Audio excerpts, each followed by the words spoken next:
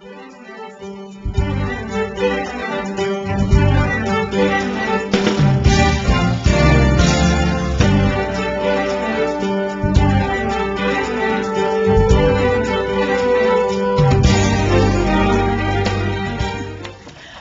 can do it to do anything, don't they? We're on. Good afternoon. The Design Review Board 2 public meeting of July 31st, 2008 is called to order. Please refrain from talking among yourselves during the meeting, and please turn off or put on vibrate all cell phones and pagers. If you need to talk, please leave the meeting room. Anyone who wishes to speak, including applicants, is asked to completely fill out one of the speaker cards provided at the table by the front door and submit it to staff. You will be called to present a case or speak on any specific item as desired.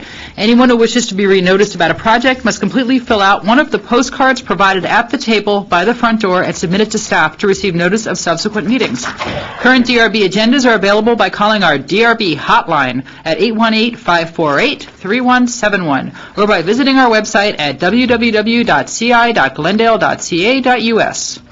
A handout describing the procedures of the meeting, possible board decisions, and DRB reconsideration and appeals is available at the table by the front door. Please note that appeals must be filed within either 7 or 15 calendar days of the DRB decision date, depending on the application. The case planner will announce the length of the appeal period with each case. The chairperson may reorder agenda items at her discretion. Can we have the roll call, please? Sure, Mr. Carter. Present. Ms. Friedman. Here. Mr. Garagos. Here. Mr. Zarifian. Absent. Mr. Malikian. Absent. Can we please have the report regarding the posting of the agenda? The agenda for this meeting was posted on the bulletin board outside City Hall at or before 5 p.m. on July 24th, 2008. Thank you. I have no cards for oral communication. I think our first order of business is to elect a temporary chair. Correct? Is there I'd like to make a motion to have Ms. Friedman be temporary chair. I would second that motion. What a surprise. Thank you. Can we have roll call, please? Mr. Garagos? Yes. Mr. Carter? Yes. And Ms. Friedman? Yes. We have nothing. We're on the review calendar. We have nothing on the consent calendar. We have no old business, so we have new business. Our first case today is case 2-PDR-2008-022-A at 700 East Palmer. Good afternoon, Chairperson, members of the board. The case before you with the case number PDR 2008-022A located at 700 East Palmer Street. The lot size is 8,280 square feet, and it is located in R3050 zone, which is multifamily zone. There is an existing single-family house and a detached garage on the site. The detached garage is proposed to be demolished, and the proposal include the construction of a new two-story building and two one-story two-car garages. The two one-car garages connect the existing house to the proposed. As you can see, this is the existing, this is the proposed, and this is how it's connected. I should make a correction to the staff report. It says that the second story is 102 feet from the street. In fact, it is 66 feet away from the street. The new dwelling or the site plan is such that the building steps towards the rear of the site, and the bulk of the street, the bulk of the building is located at the rear, and this allows for less impact on the street. The proposal will take advantage of the site by spreading the new buildings throughout the site, and although a large portion of the landscaping will be replaced by building, their landscaping remains in compliance with the zoning code. The use of the stone at the entrance wall identifies the entry point to the building, as you can see on that elevation. And at the base of the building helps to tie the existing and the proposed building. No change to the street front setback is proposed, and the common open space is located at the rear of the site.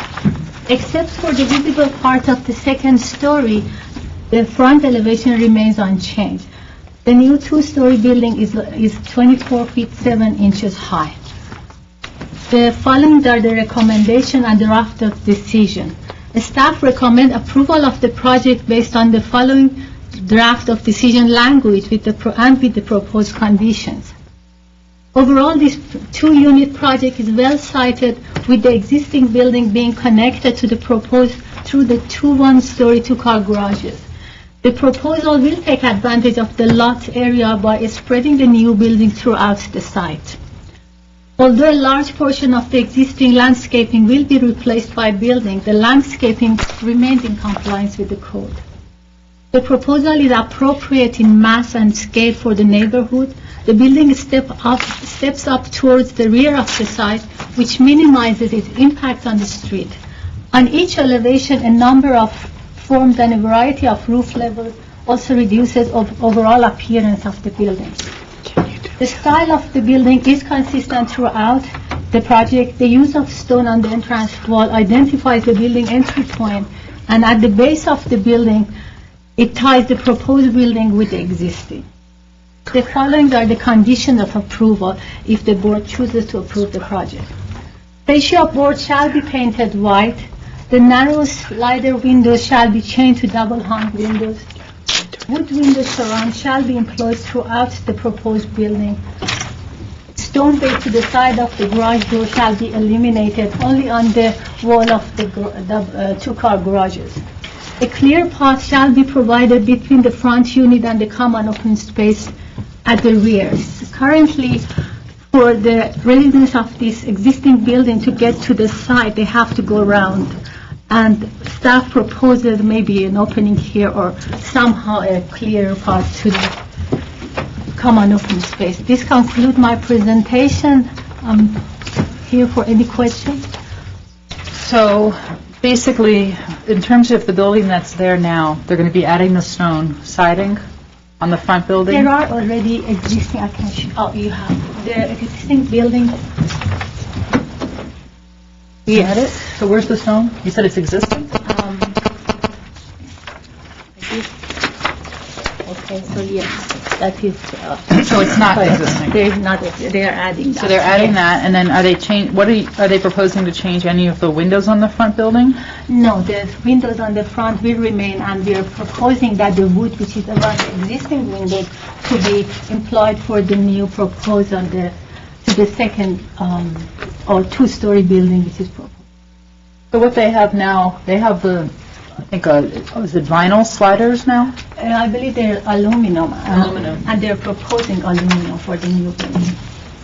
And they're proposing sliders, which is what they have now. But the staff thinks they should change that to double hung? That's correct. Even though in the front house they have the sliders. I don't know. That's correct. So why would you think they should be different? We believe that would fit better the style. Okay. Any other questions? Okay. Just as a point of clarification, we are looking at, this is an additional unit, so this is a multiple unit project? It's a multi-family zone. Now, does a multifamily have to have a landscape architect for the site plan?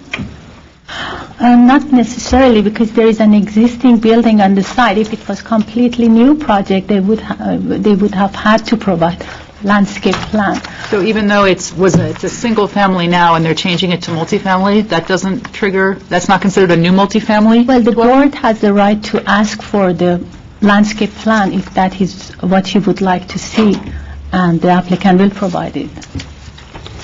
Okay. Thank you. Okay. Aram, I'm having trouble reading the last name, so I'll let you introduce yourself when you come up.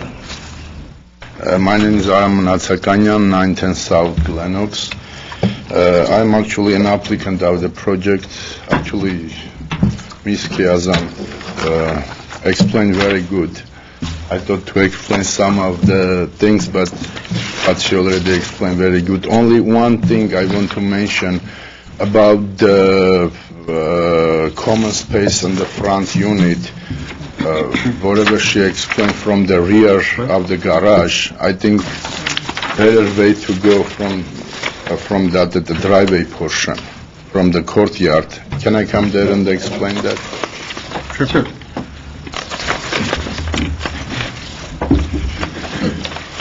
because of right over here also we have the trash area, which one going to be used from this unit and from this unit.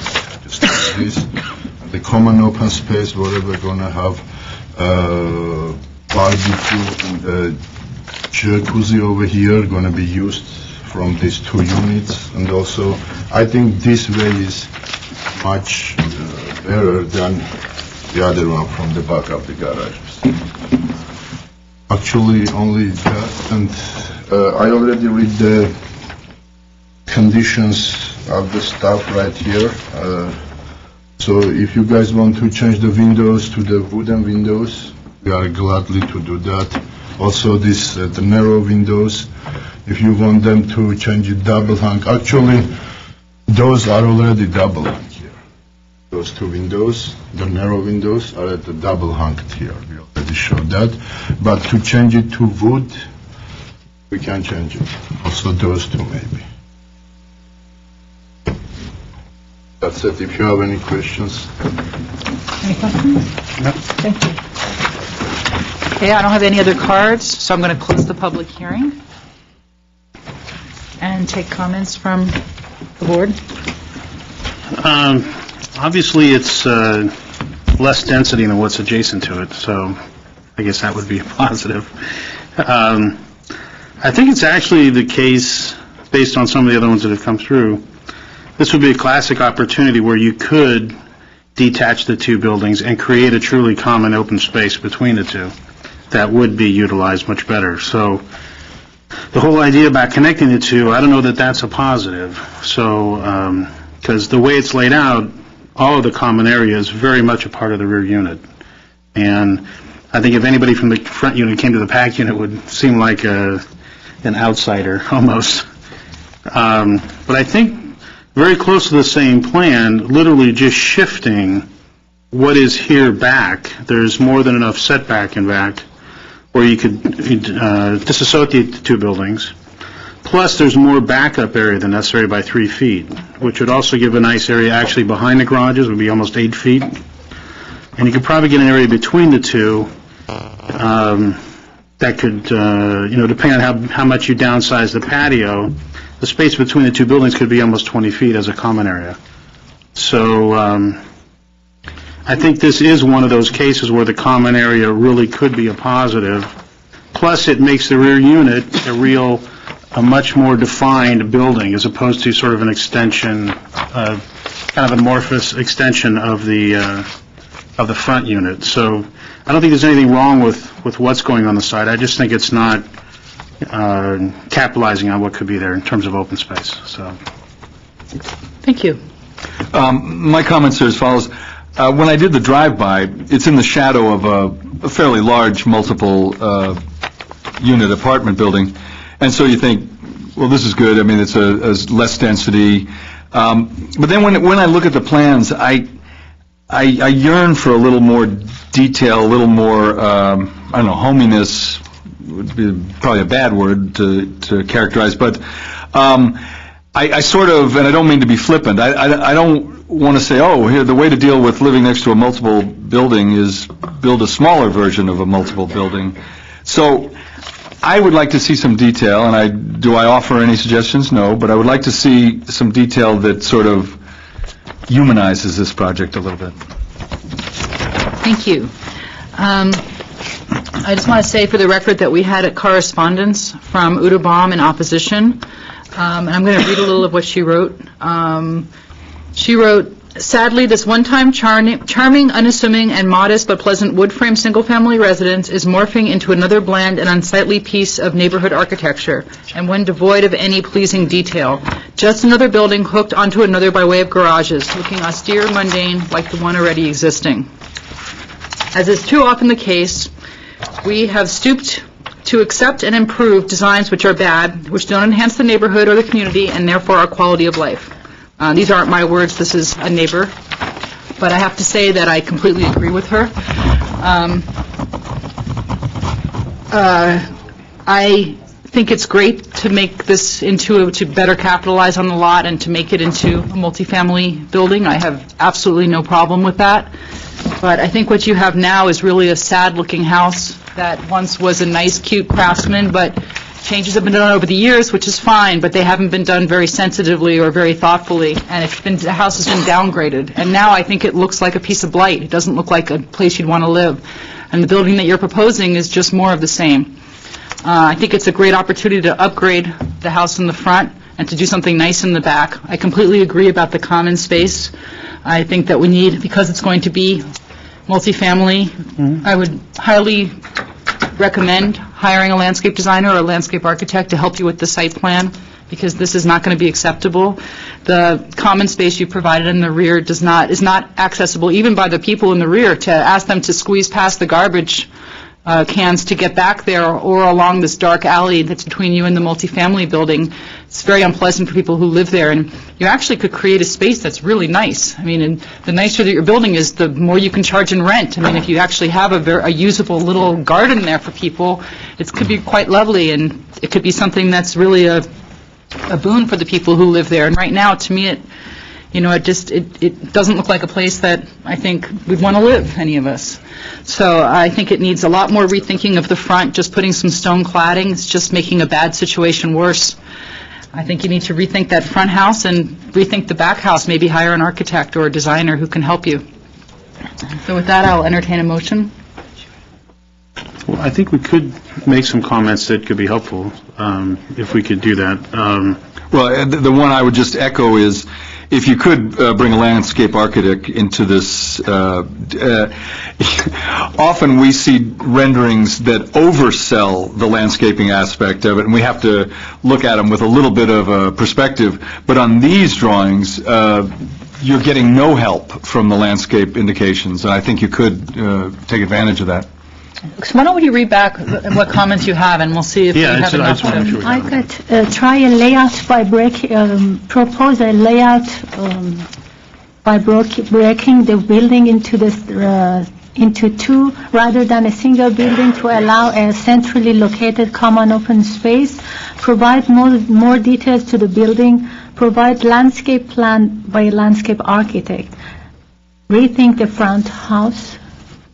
I think they could also, to make that centered courtyard, I think they could reduce what they have as rear yard setback now. I think that would help. And I think they could probably tighten up the back area. And they have an extra 3 feet to back up out of the double garages. And I think the back house could be actually a blockier sort of craftsman-style building. I don't know that it has to be as intricate and broken up as you would normally have, because some of the craftsmen's that would be a rear house is a very strong form. So yeah, I think it could be a very strong form, almost a simple shape back there. But I think it should reflect architecturally the front house, and that I agree that the front house should be embellished within its original style. I don't know if that helps. And to use quality materials, and to pick an architectural style and to use quality materials that enhance that style. Do I have a motion? I make a motion that we send back to redesign with the comments noted. I will second that motion. So the motion by Mr. Garagos for return for redesign, and this is second by Mr. Carter. This is a roll call. Board Member Carter? Yes.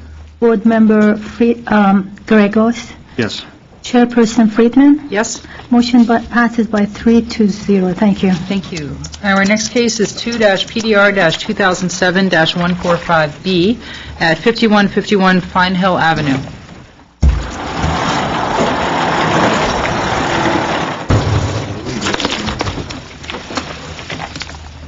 Madam Chair, members of the board, our next project, as you noted, is on Pine Hill.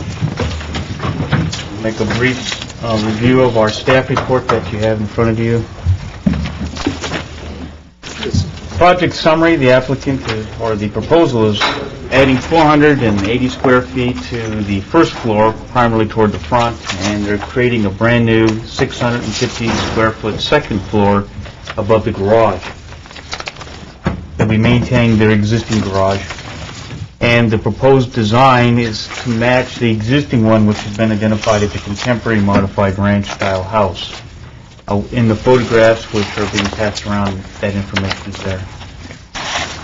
Now, if we jump real quick to the board conditions, because pretty much the rest of the staff report is very similar, though there are some differences in the staff analysis to reflect the changes to the applicant's proposal. But we'll jump to the board comments and conditions. The board last reviewed this on April 10th. All 5 board members are here. You may recall at that time the board returned it for redesign. There were 6 conditions. And I'll try to summarize these. The first one, for instance, is relatively lengthy, but it states that the board felt the applicant's architectural description of the project was not consistent with what they had designed, and they were pretty critical of it. For instance, the applicant identifies a ranch house. The existing design is ranch, but and they were going to match it, but the board felt that this really wasn't working at that time. Another was the setbacks. The description said they were going to have ample setbacks. They didn't feel that the second story setback. And then as part of an architectural feature, there was a planter, so that was the first condition. Now, conditions 2 and 3, and you can even roll number 4 into it, deal with the entryway and the eaves or roof forms above as not being unified. And so you can see from the new design there is more of that, though the staff has added some conditions which we have added into our staff report that try to illustrate sort of a horizontal theme. The applicant and I had talked, and they did submit a perspective here that's going to have a little bit more of this horizontal. So when you look at the windows here, the differences, this is what was submitted when the applicant submitted for his second version. And then after we had a brief conversation about the idea of trying to maintain some of this, which you see in your conditions, this is what he showed here, but he didn't do it. And I believe he says he may have like a little overlay or something that he could show us here, the architect. So that would be our conditions 2, 3, and 4. If we go to condition number 5, this is windows. The concern that staff had on the windows, if you look at the perspective, and the perspective that shows this heavy frame projecting out, staff has concerns with that because we don't feel that's consistent with the existing windows, and so we wanted some details, and we've conditioned that so we can have a little consistency. And if the applicant is going to use vinyl, which you're proposing, and it's in the details there in our window information submitted, we are going to require or requesting that the board approve the applicant have an exterior or like a 3-dimensional divided light, if you will, on the outside panel of the window. And then the last condition, which was consider using stone veneer, and the applicant removed the stone veneer from his units, so that was a comment on the stone veneer. I'm sorry, your comment about, so it's the staff's recommendation to have divided light windows as opposed to not? No, the applicant... But if they're going to use it? That's correct. They're proposing it, and we didn't want the internal grids between. So we want at least the street facing or the exterior facing to have a profile that we called it 3-dimensional profile. Then the staff recommendation is that the 2-story addition appears to be consistent with the guidelines. Its intent for the site planning, mass scale, and design appear to be fairly consistent with these guidelines. However, there are some conditions that we placed below to kind of fine-tune it some more. But overall, staff recommends final project approval with the following conditions. Be glad, there's 4 conditions. I'll be glad to go through those in detail if you need me to. And I can review the rest of the staff report if you'd like. Other than that, that would be I would like to conclude my staff report. Did you talk, do you have a question? Can I ask a Absolutely, question? sir. I'm open to questions. And the applicant is here with his architect. Okay. Did you talk about how the entry is going to work? He's showing wing walls as opposed to... That is correct, sir. So if you look here at our floor plan, as you note here, this was our previous floor plan. It came out, angled out like this. Right. And it also had wing walls. I don't think it was deep. But here we have a wing wall here and a wing wall here beyond the face of the dual doors, and each of those are 3 feet beyond. It's a little bit longer from here to here. I have to admit I didn't scale it, but it's fairly close to 3 feet on that end. So from face of garage to here, that may appear to be about 6 feet. But, and from here as well. In fact, we may even have a dimension. Well, anyway, nevertheless, it's 3 feet beyond the face of the doors as to what those wing walls are. They would be solid based on the perspective and If I remember, I think one of the things that Alec had talked about was how that balcony rail was a little bit out of character. Was that up in discussion? Or? Yes, let's see here. Let me go back to the board conditions. I think you're right. I think I remember about a railing. And it appeared on the front. That's why it's more prominent now than it was before. Yes. So It's more prominent as you, obviously, because the tower element is being reduced. Right. And I don't know actually if we actually wrote it down. I can go through here while the board discusses and I can bring it up, but it's in our, it may have been more of a comment that didn't get translated into the condition when we wrote it down. I'm not seeing it here. One of the big things the staff was concerned about is if we're going to have whether modified contemporary with ranch, the idea is a horizontal style. So that was some of the reasons when you look at the conditions, kind of lowering the second. You look at our section views, we're showing a plate of about 9 feet. We talked to the applicant maybe lowering that maybe to 8 feet. They were open to that idea. The idea of maybe changing the windows, not just in the front. The staff's idea wasn't just the front, but kind of wrapping it around to the second floor to carry kind of a flatter, more horizontal presentation. I think that's what we were looking at. So I think that was, and then the roof forms, maybe work with them and just kind of unifying them in some way a little bit more, but other than that, we felt that if we work with them on it, that's good enough to proceed. Thank you. Yes, ma'am. I have 2 cards from the applicant, Mr. Messerkani and Mr. Zimmer. Whichever one of you would like to go first or together, it's up to you. You can just come up and state your name for the record. Madam Chair, members and staff. As Mr. Baxter mentioned, after we had the meeting last time, we've kind of revamped at least the project to the extent that the board had recommended with some changes.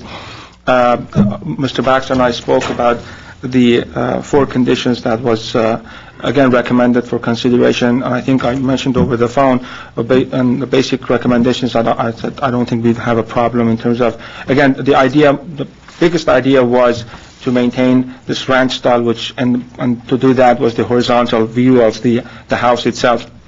We had vertical long front windows on the new bedroom, the second story, and also there were double hung windows the way they were shown. We have now about 14 existing windows. They're all sliding and they're rectangular but horizontal. So I don't have a problem. In fact, if I may bring that particular sketch that shows better.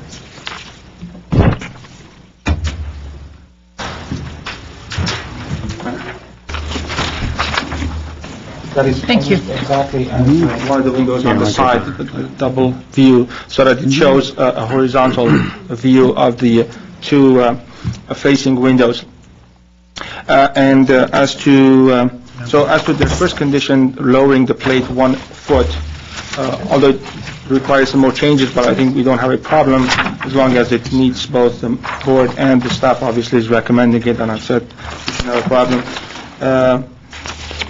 And this drawing reflects that lower plate, right? That's what you're showing is the 8-foot. Yes, it's an 8-foot. Well, we had to work, if you're going to do the windows with an 8-footer, obviously we are now constrained with a shorter. We don't want it to be too narrow because I don't think it would look really nice, which actually brings me to one point. The staff has recommended that the base of the window to be aligned with the railing. That kind of pushes it up, and I think with the wall would be better, because I understand a uniformity in terms of a line. I wouldn't worry about that. Then So that's the number 2, and we said we won't have a problem. I'm just suggesting it would be an extra half a foot with a nicer window, rectangular shape. In terms of the third condition and recommendation, again, we've talked, and I absolutely agree that I think all the windows should match, except number 3 and number 4 kind of, after I got a chance to see it on the website and printed, kind of seem contradictory, because I agree that we should match, and the whole thing was to match both neighborhood, the house to house, and the existing part of the house to the new addition, so it doesn't look like you've put a new thing, a brand new on an old one. And because of that, since, as I said, we've got about 13 windows that are all vinyl sliding, and the buttons are in the pane, the 2-pane glass. And if we kind of change that, I mean, obviously, I'm going to leave that up to the board and the staff, but we are then now changing to kind of style of windows if we really put 2-dimensional, although I appreciate the fact that maybe the staff is saying only the ones that are facing out, which is only 3, but still, I would appreciate if we had the opportunity to keep everything consistent as it was, but we are changing to sliding. We will keep them, we have no problem. We've already suggested in the first hearing that it would be high-quality vinyl windows, and as far as submitting the details, I think last time we submitted, but I think the architect is who can submit another one of us asked how the frame around the windows will kind of work with it. And I wanted to finally appreciate the staff's cooperation, because we got a lot of help in getting that changed to what was suggested by the board and the staff. Actually, I have one question for me. If I have time, I'll reserve. If I have questions. You just have one question. Does the deck need to be that big? Does the deck need to be that big on the second floor? Is there some It's requirement or not? I'm not sure how big it is, really, because I haven't seen it from top, but you just see... The only reason I'm saying that is, I think one of the issues was about the railing, and if the roof could just pitch back more, become higher to that railing level, I think it would help a lot of how these two grounds. So I'm just wondering, it would diminish the size of the deck, so I just wonder if there's some issue with I the size of understand. the deck. Actually, I will make a comment in terms of, because no one has a recollection, but I do recollect, and that was Mr. Malikian's comment in terms of the railing, and you brought that up today and last time. It was that last time it wasn't showing exactly what it is. It looked like a little line there, and it was suggested that if it's wood, show it, or if it's going to be metal, show it. It was wood in the first one, and we made sure that and it was asked that if it's wood, highlight it so we can see, because right now it shows a little dot on the side, and which is why now it's more prominent. The tower is gone, and in coloring, we made sure that it shows brown so that it is going to be wood. Okay, but in terms of the size of the deck, what was... No comment was made in terms of the size of the... No, I'm just wondering if you have a sense. I mean, could it be smaller? Do you have a problem with being smaller? I suppose it could. I mean, it's really how far back you can take the wall, the balcony wall itself. Okay, thank you. Is there still the stone cladding? I was a little confused because it's on the material board. I didn't see it on the plan. Completely taken off. It's going to be stucco. So these... Did you have a question? No, I have no question. Okay, thank you. Thank you. So this is just there, but it's... Yeah, I think that's just there. Mr. Zimmer, did you want to speak? Sure. And state your name for the record. Gary Zimmer, Thousand Oaks. Good evening, board members and staff. I think just mainly I would address the issue of recommendation number 4, or number 3 rather, that's talking about matching all the existing windows and details that are there. And basically the existing vinyl windows, for the most part, are standard, what I call junky installation. Stucco right up to them. There is no trim around them. What we were proposing, and the details that I submitted previously, was proposing not to add wood trim to the house, but to just use the stucco to create some shadow at the windows. So it would be a subtle kind of thing, not a emphasize frame around them. The artist somehow got the impression that they were built-up wood frames or something, and so he exaggerated it on the renderings, and consequently we get into this discussion about what's the detail of the wood frame around the windows and all this stuff. And if it has to be wood, I'm objecting only because one of the reasons people go for vinyl windows is because they're minimal maintenance. And as soon as we put wood on the outside of the house, that's going to be an issue that periodically they're going to have to be maintaining it. So the thought was, it's a stucco house, let's keep everything stucco. If that doesn't please the board and they require that it be something other than that, then we'll go along with it. I did modify that detail that I submitted to you previously with one that shows wood if you feel that it has to be that way, and I got a couple, 3 copies here that, yes.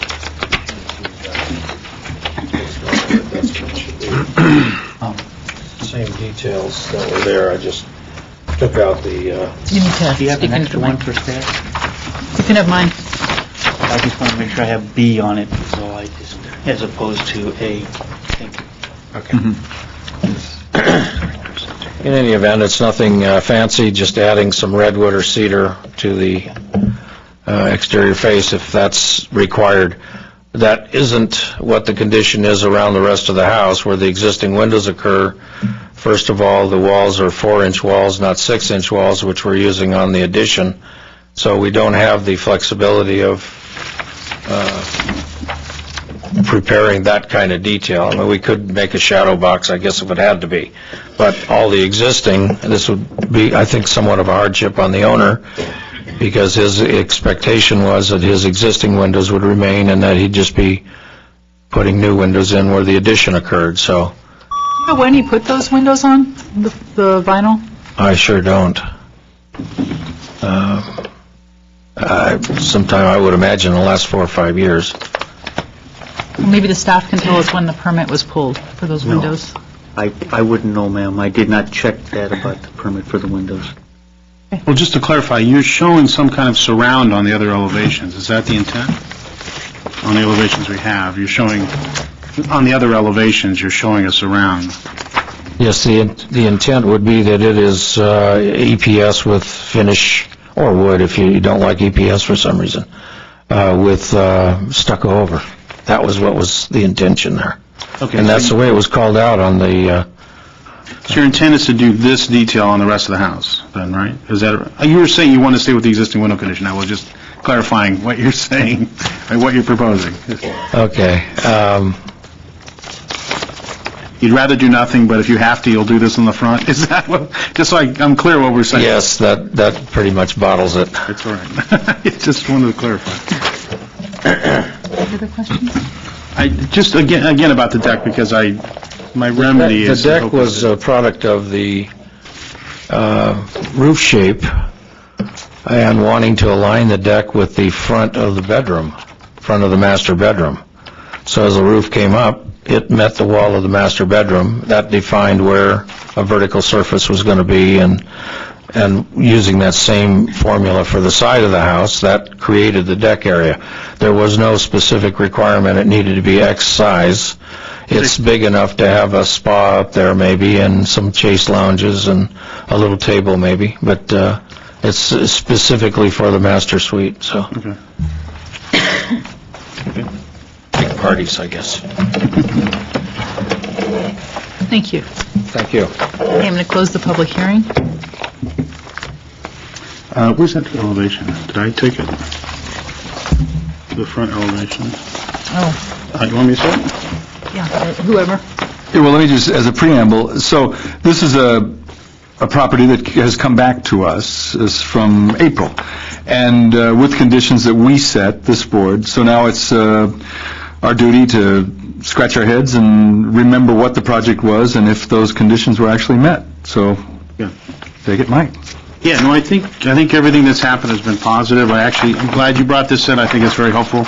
I like the proportion on these windows. These are in keeping with the style, I think. So I would like them to stay this way. I wouldn't want them to get taller. I think the rendering is unsuccessful that way. So I would rather see them this proportion. But I'm just wondering a couple of things. I I can see why you might lower the roof over the garage door to kind of minimize it, but I think what it does is overemphasize the second floor. So I'd probably want that skirt to be a little higher on the garage, just as a means of minimizing the second floor. The other thing I was saying about my long answer about the deck above is that I do think the deck is a little bit too expressive from the front. And I think if you pitch the roof up as it is and just diminish the size, so all you would see would be the roof, and it would look like a hip roof that's working on the corner. And I think by having that amount of roof as it comes up the front, it'll also help to ground the second floor with the first floor. So I think that would go a long ways to tying the pieces together. The way the slider is above, yeah, I think that can be looked at. It's just the nature of whatever size that door is. It could be a window in a door as opposed to a full door. So I think that would be helpful. I think by raising the skirt above the door would be helpful. I think, Christopher, what you were mentioning about that push out on the side, Yes, sir. I think what is making it difficult is that it's going too low. I think if it actually was kept up higher, so that it was treated more like a bay and didn't have the skirt running with it. So if you stopped all the structure just with the cantilever joists and treat it like it's a bay pop-out, and don't run the skirt in front of it, because I think it overemphasizes it. Because I think they're bringing out a little shed roof, which I think would be, to make it look like it's a projection. So I think, and those would be my comments. The other one is I'm not sure about the wing walls. I mean, I guess I would rather have posts rather than wing walls. So that's about it. But very nice job. I think it's very good. Oh, and the windows, I'm flexible on the windows. I think it does need some kind of surround. I don't know that you need to do it everywhere if that's not your intent. So. Let me just comment that the first time around, the main point of contention, I think, was the tower, the entryway, and I compliment you on dealing with that. I think it looks great.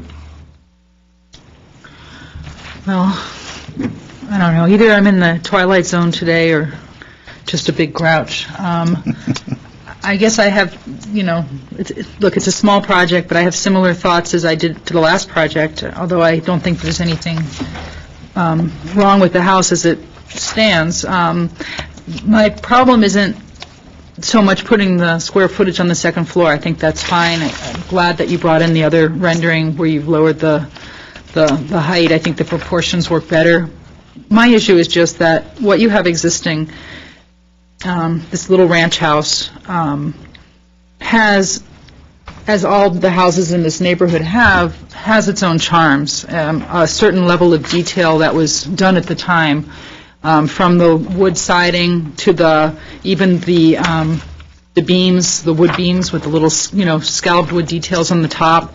It all ties in very well together. It's a cohesive whole. It works well. It has an architectural statement of its own. Whether you like it or not is not the issue. It's just right now the house, it says something. When I look at your rendering, I'm not sure what that house is saying except stucco and vinyl.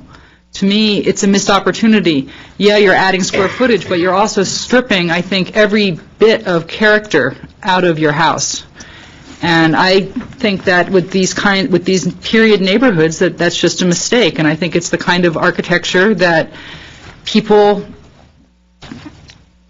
that's where people have the kinds of letters that we got with the other house where, the neighbors complain that what was a charming, cute house now is devoid of any kind of statement or individuality or gesture or anything. And, the fact that you have, as your architect said, cheap vinyl windows, to me is not an excuse to continue and put more cheap vinyl windows all over the second story where it's going to be even larger. It's a neighborhood of mostly single-story houses. This is going to be, one of the few second stories. It's going to be noticeable. And I just think more work needs to be done to it. And, the answer is not just throwing a bunch of cheap stone siding. And I don't think it's any accident that the example that we had of the stone siding when we had the stone siding was commercial building, of a big box store that threw some on the side. It's kind of the same idea here. Well, we'll throw it on the side. The board doesn't like it, we'll take it off. When you can just sort of add and remove details like that, to me that says that you really aren't trying to say anything with your building, and you don't, I guess, I don't really know what the point is. I thought the idea was to improve things, not just to add more square footage, but to have a nicer house. And to me, when you're done with it, I think it's going to look worse than it does now. It's going to be bigger, but it's not going to have the charm it has now. It's not going to have any detail, and I can't support it. And I've been consistent on the 4 years I've been on this board of not supporting these kinds of projects, and I just think it diminishes the house. It doesn't improve it. And I think we were very consistent last time in asking for high-quality windows throughout. I think we were consistent in asking for an cohesive architectural style. We didn't dictate the style. We don't come up in this board and say you have to build a ranch house. But if you come in and you say we want to continue and we want to keep the ranch style, that's when we say things like, well, it needs to be more horizontal. It doesn't mean you can't say, well, I don't like ranch, I want to do something else. But at least I think it has to have some style or some attempt to some kind of character. And to me, this is like the house equivalent of a big box store. So. Well, then I think what we have to do is we have to review the conditions, because we've seen this once, and we set conditions. So I think we have to go through, and I take everybody's indulgence, we have to go through point by point and add them up and see if those, because nothing you said can I disagree with, Laura, but I guess on the project here, we have to go point by point and see if they were either met or not met, and then add it up and take a vote. So.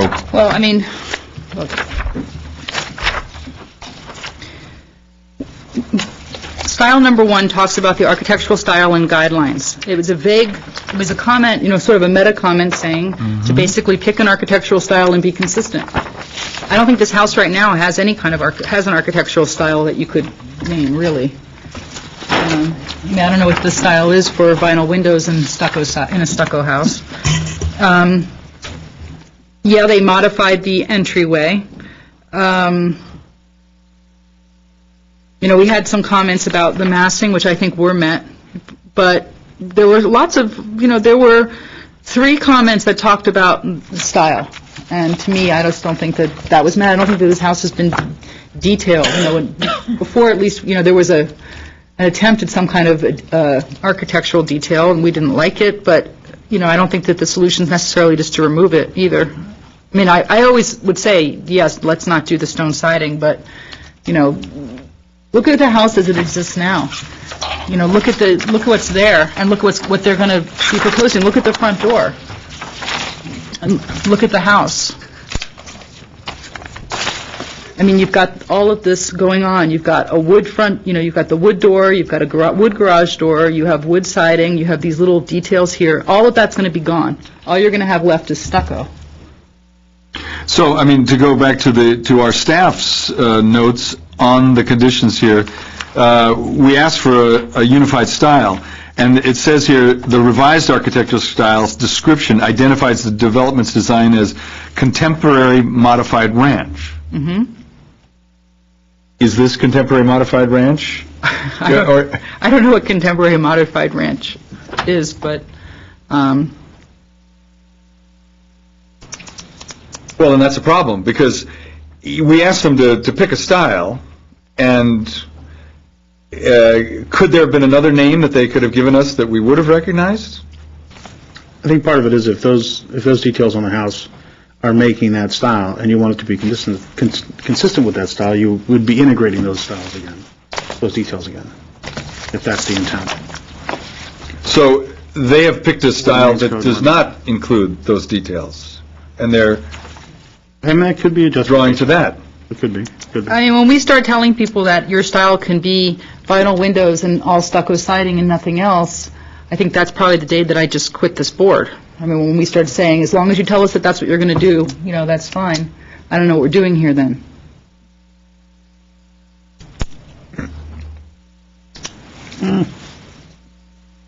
Well, I think we need to be specific, because that's what you're saying. If that is the detailing that you're talking about. I don't think, I mean, in the past, we've sometimes sat down and said, do wood siding here, do stone siding here, and we've kind of come to the place where we've said, let's not do that. Let's not make those kinds of very specific recommendations. Let's allow people to come back with something that shows some kind, that has their own sort of spin on it. But well, is the intent to keep that feeling? Because if the intent is to keep that feeling... That's up to them. If they want to keep that feeling, they need to do that. But to me, is this an upgrade to this house? I mean, that's what I come down to always in this board. It's sort of like the doctors, do no harm. I'm not saying that everybody has to always make a big improvement, but at least I feel like I don't want to support something that I think is downgrading a house. To me, I think they're adding square footage, but in every other way, they are downgrading this property. And I don't think it fits in with the neighborhood. If you look at the houses on this block, from what I've seen, I mean, I drove up there, and from what I see in the photos, every one of those houses has some kind of character. It has some character-defining features. I dare you to tell me what the character-defining feature of this house is. Or I challenge you to tell me. Stephanie. I think these are very important deliberations. I just wanted to, I'm looking at your comments and the recommendations that we've made, and I think what would be useful is if you could provide some direction to the applicant that maybe is not specific, but so that they get a sense of what you're looking for. One of the staff conditions that were recommended, number 3, window sizes, pattern, and trim elements on the new addition shall match the existing ones. And I think you've talked about quality materials and details. Is that the kind of thing that you're looking for that would maintain the quality and detail to satisfy the level of quality that you're looking for and not strip the existing house of its design? Well, if what the architect says that the windows now are worse than what they want to put in, then I wouldn't want to have a requirement that they have to keep substandard windows. I would hope that when you do an addition of this size that you would want to upgrade. And I know windows are expensive, but they also add a lot in terms of the visual impact of the house.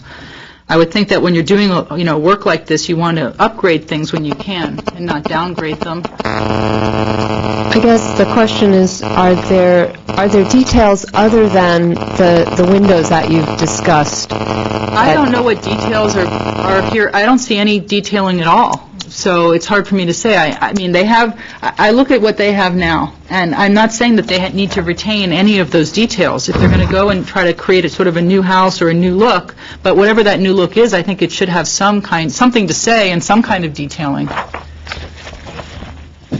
Whether they don't want to keep this wood siding, that's fine. It's their house. They can do that. But I think that they do at least owe it to the neighborhood to provide something that has as much visual interest as the old house had. And I think clean contemporary looks are great too. But I think then you use higher quality material. You don't put a front door on that's trying to look like a 1930s front door. I mean, it's just, I think if you're going to do clean contemporary, you do clean contemporary. But when you start adding, cute little scallopy windows on the front door, then you have a different statement you're making, and it doesn't fit with the rest of it. So, Well, I would feel comfortable making a motion with several caveats in it, and we'll see if anybody wants to second it. Okay. Because I think they've gone a long way, and I think with changes, with some modifications to it, if staff is happy with the level of the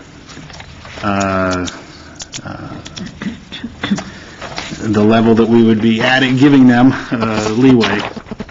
I think a couple of things.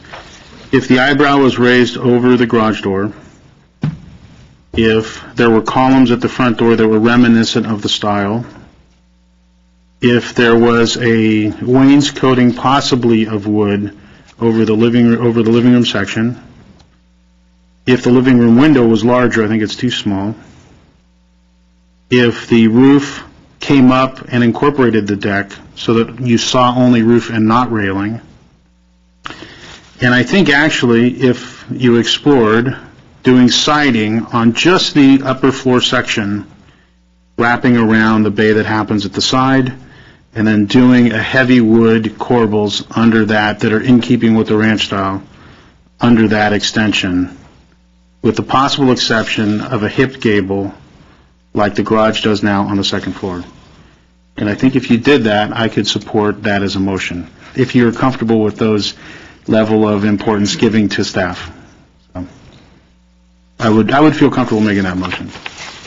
Yeah, I mean, I think those are all good suggestions. I think that there's a lot of solutions they can have here, and I think they can do that, or they can try to do something more contemporary. I think there's all kinds of ways, and because of that, I think that I would be more comfortable with them coming back, because I think they could go back and decide that they really don't want to retain this ranch feel. Maybe they want to do something that's more contemporary or fresher, and, then Right, if we're going to allow staff to make that many, for that many changes, and we're going to allow staff to do it, then again, it's sort of like, why are we here? If we think, if staff's going to be reviewing something that we're asking for such major changes, then I don't know what our point is.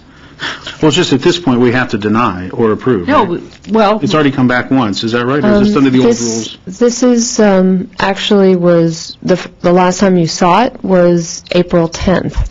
So you can ask for return for redesign this time. We can, okay, I thought we had to do that. Only this time, but it can't be indefinitely, because it's a new application. At this point, it's been resubmitted, so you have one return for redesign, and then if you choose to do that, the next time it comes back, it's approve or deny. Okay, I thought we had to do the yes or no on this one, okay. All right, if there is the option, and I can't get a second on my motion. Well, somebody else can. I'll second your motion, actually. And of the items you ticked off, the railing one, if they could ameliorate the sight of that from integrate that into the roof line, I think that'd be a great addition. So I will second that motion. So I have a motion to approve with the conditions. Now, if I may say, If you don't feel comfortable with it, then it's not a motion anymore. No, I've worked with that. We're okay. I just didn't write them all down because you went pretty quickly, but we can listen to the tape and get those down and get that taken care of. I know, and I'm going back and forth, and I apologize for this. The fact is, we actually could come back for redesign. I was under the impression we had to either deny on this one. Whatever, if you want to withdraw your motion, then you can withdraw your motion if you'd like to. But staff would work with you. I mean, from what I can see here, we will work with them. It's your call. What do you think? I actually can't go back for redesign. I was actually thinking we had to do it. I think we should, just from, in the past, whenever we've asked for a lot of changes, we've been, pretty consistent of asking people to come back, and, hopefully they have heard us, and, we'll... I hate to do this to you. I really hate to do this to you, but I promise you, well, I don't promise you, but I will be very supportive of what comes back. I just... I'm sorry, I didn't mean to cut you off, and I don't know... Yeah, go ahead. You need to speak into the mic. The public hearing's closed. Okay. So is that a withdrawal of... I guess I'll withdraw. I thought we had to do up or down on this meeting. I didn't realize we had another option. So we're withdrawing the motion. And you can withdraw the second. But I think you've given staff some very clear ideas of how to work with them, and at least of one. I think if those were addressed, it would be very in keeping with the original style, if that is their intent to keep it the original style. Otherwise, if it's something else, it's something else. So. All right, sir. Well, we'll go back and listen to the tape and write down your comments and the comment that Mr. Carter had as a follow-up, which sort of ties in with one of the previous ones about the balcony rate. Do you guys have any other, do you understand sort of why we're returning it for redesign? Just so we're all clear? Okay. Yes. Yeah, it's not as strong as it's your redesign. choice. It's not as strong as that sounds. On my part, it's not that strong. But it is technically back for redesign. Well, then I will make a motion to send it's a very subtle case number 2, PDR 2007-145 Baker, for redesign with the conditions that you're going to review the tape to Yes, sir, and I'll divine. get those conditions down, and I'll work with Ms. Reich about that, too. So I have a motion by Mr. Carter to return for redesign with the conditions, and as primarily discussed by Mr. Garagos and yourself, Mr. Carter. And I have a second by Mr. Garagos, and I guess we're ready for roll call. We have Mr. Carter. Aye. And we have Mr. Garagos. Aye. And we have Ms. Friedman. Yep. So we have a 3-0 return for redesign with conditions. Okay. It's a very subtle, not No folder reassigned. Yeah, yeah. Sorry, There you go. sorry. Might be another one under here I somewhere. thought it was in the rules. Eventually, I need, the last case is underneath mine, so at some point, if you guys take a break. Yeah, we'll take a break before the last case. Do you guys want to keep going, though? Yes, until we then? should. Okay. Yeah, okay. So the next case is 2-PDR-2007-155A at 1609 Glenmont Drive.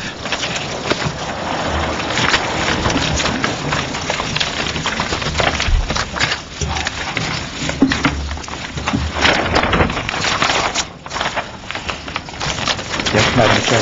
Just one moment, let me put up in this time that was brought in.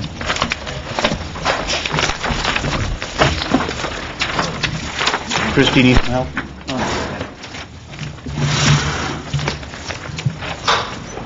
Oh, may I have exhibits, please, ma'am?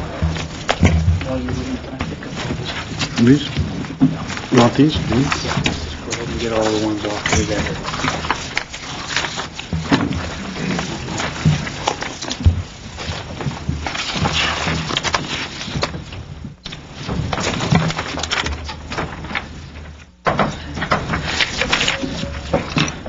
Madam Chair and Design Review Board members, this next case is located at 1609 Glenmont Drive, and this is being seen by the board for the first time, and it's an application for final review.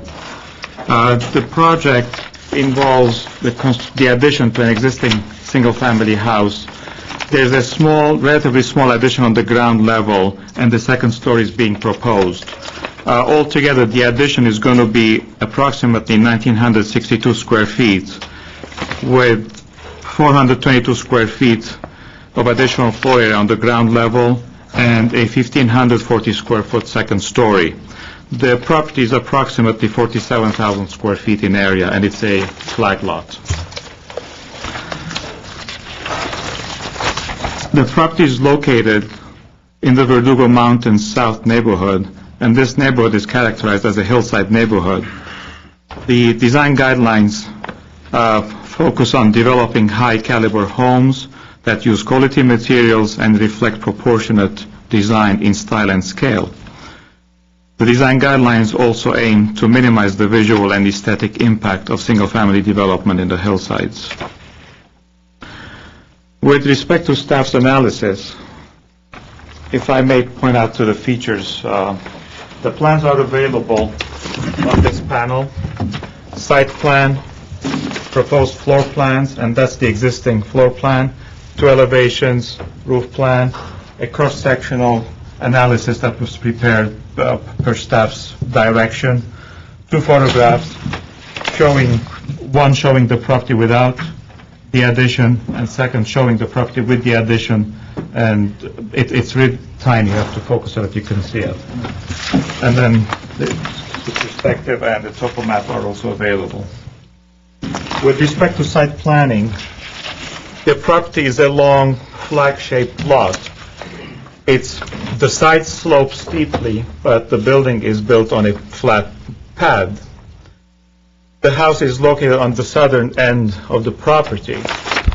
The addition would involve enlarging the garage to comply with the garage requirement, the construction of a new porch on the driveway side, and a second story which is somewhat centered over the ground floor. This site layout maintains a significant distance between the addition and the neighboring properties.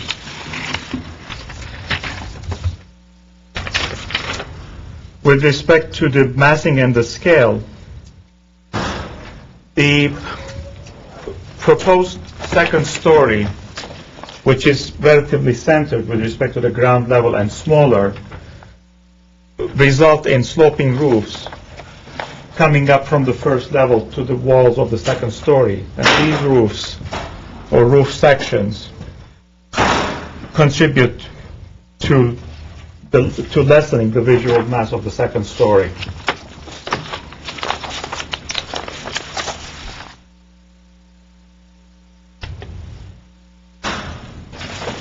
However, it is staff's observation that most of the neighboring properties are built as one-story houses.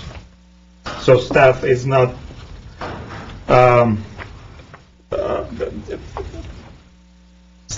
entirely confident that this is entirely compatible with the neighboring building.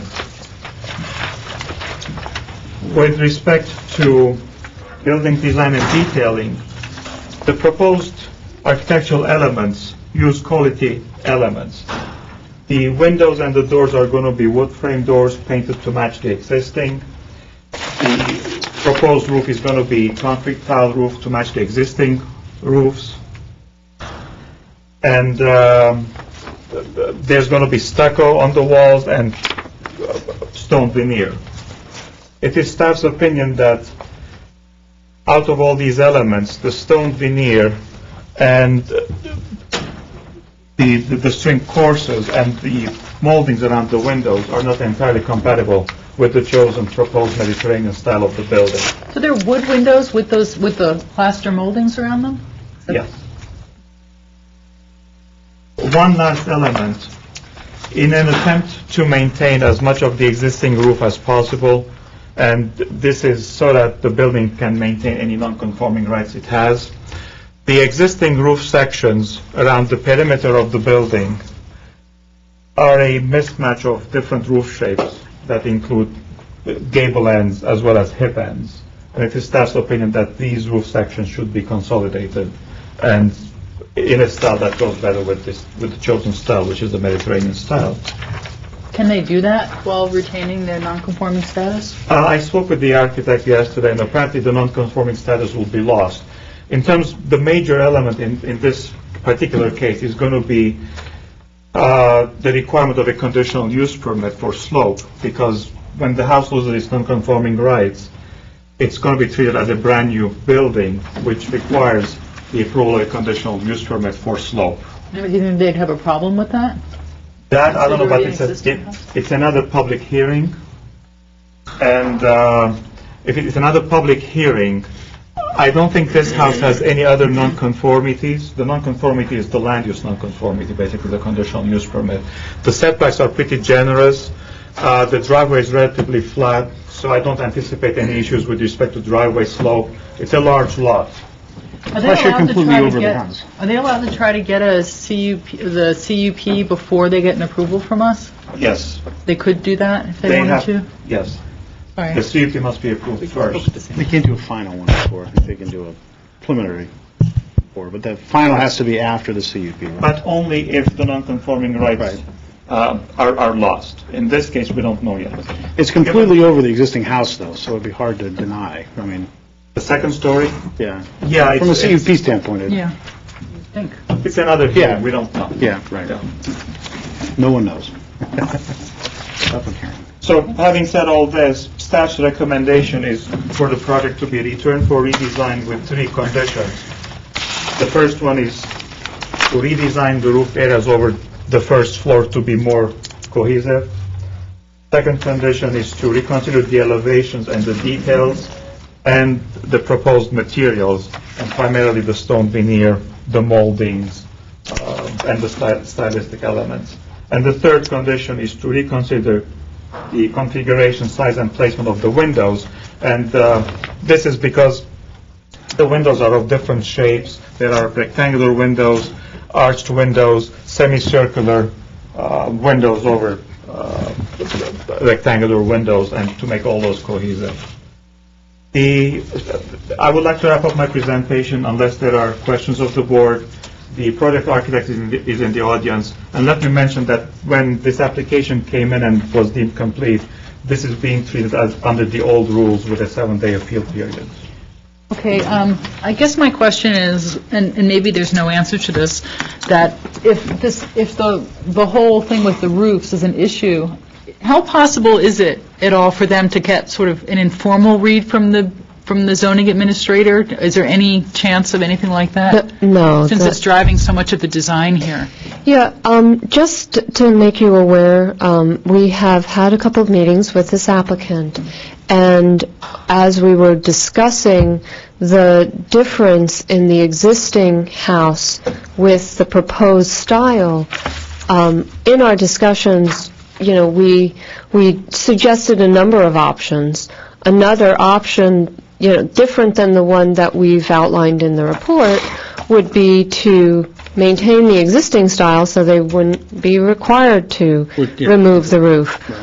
We placed conditions in the report as such because what they're showing is predominantly a certain style, and we wanted to offer the board a specific set of conditions rather than go through any number of infinite options that could be designed to retain their nonconforming rights. Ask one question. They actually could leave the existing roof structures there and California on additional roof structures and still maintain their non-conforming They can, rights. yes, they can. So it could be a completely California assemblage. That's right. They couldn't maintain their framing within whatever new style. Right. We were really simply suggesting, and I'm hoping the condition that we suggested reads this way, that the roofs be consistent, Right. one way or the other. Yeah. Okay, thank you very much. Mr. Naravian. Welcome. Good afternoon, Madam Chair, members of the board. My name is Franco Naravian, 409 West Broadway, Glendale, California, 91204. I'm the architect on the project. And ordinarily, I wouldn't bring you a project where the proposed roof style doesn't match the existing roof style. But this is not an ordinary site. It, as you see, I brought a aerial topography plan that shows the footprint of all the houses, footprint of our house in relation to the neighboring homes. And from that, I created section views.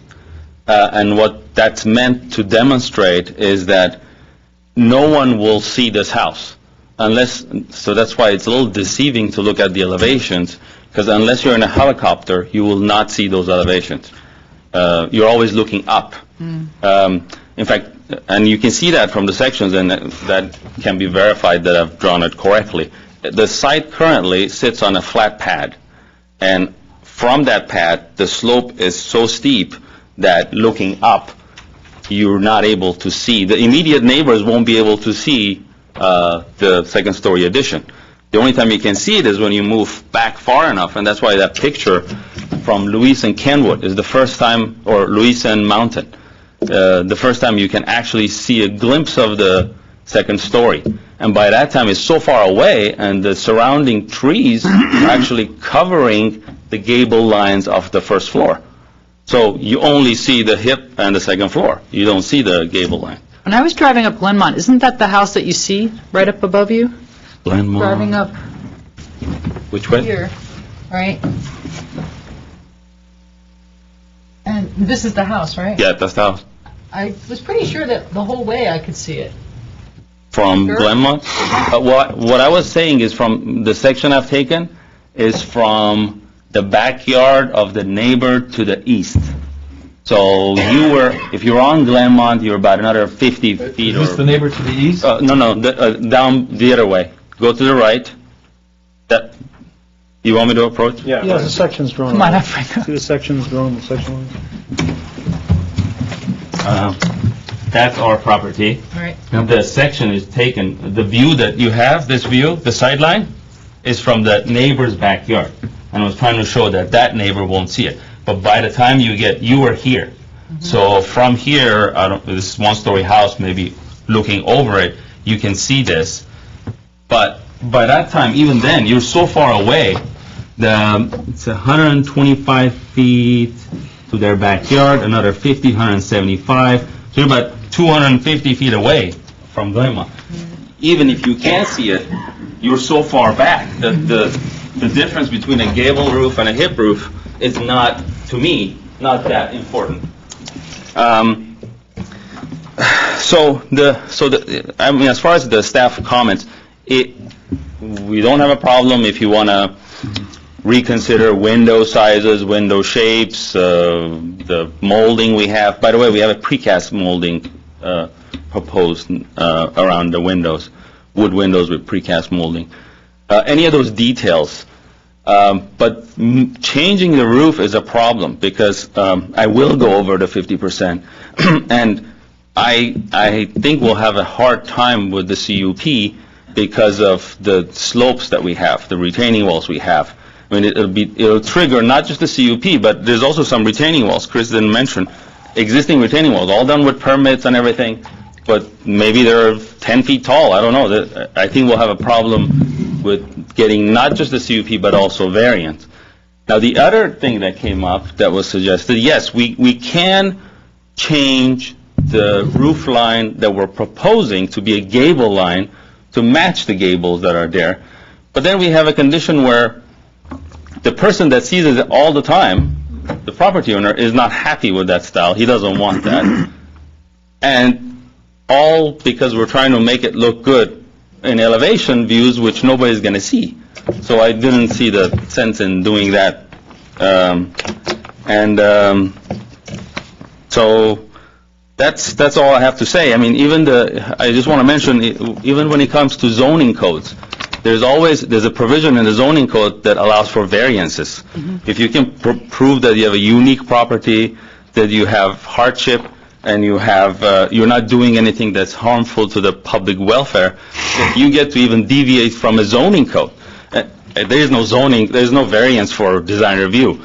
But if you apply the same principles to this property, I think you can justify that design by saying that nobody can see it, or if they see it, you're so far away that it doesn't impact them. And it is a unique property, and the hardship is that if we did that, we would go over our 50%. So I hope that you'll approve it. One other thing, the California, I don't know if it'll work with a gable. If I had a hip and I was going to make it a gable, I could do it with a California. But to turn a gable into a hip, I have to remove part of the roof, which is what I cannot do. I have one question. Yeah. Franco, you spoke about the flat pad. Yes. Do you have even an approximation what the square footage of that flat pad is? 10,000 maybe. It's a long driveway. It's a flat pad, but it's not square. Most of it is in that really long drive, about 300 feet long by 20 feet wide driveway. So. Thank you. Sure. Thank you. It's a clever argument using the zoning criteria. I haven't heard that one yet. It's very good. I hope nobody else heard that.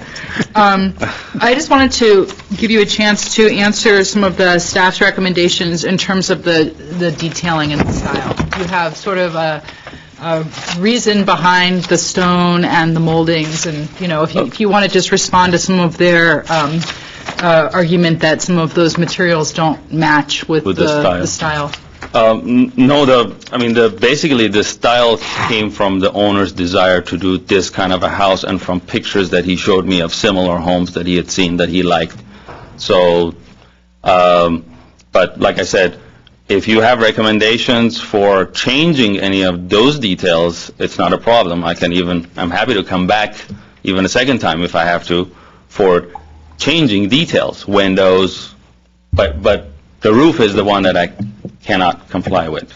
Okay, in terms of the details, what would be your suggestion if we were to change it? What would you want to come back with? I actually don't mind. It's just a difference of opinion. I think for this style, having the stone veneer because it's a big house. Mm-hmm. It was a large house on a large lot. So having the stone, it differentiates between the different materials, and it breaks up the massing.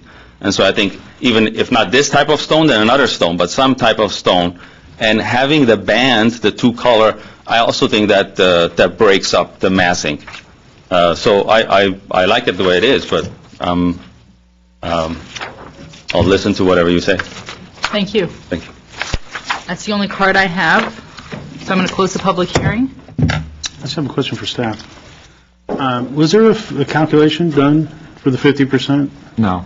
There wasn't? Calculations were presented. It's an estimate. It's a rough estimate. Okay.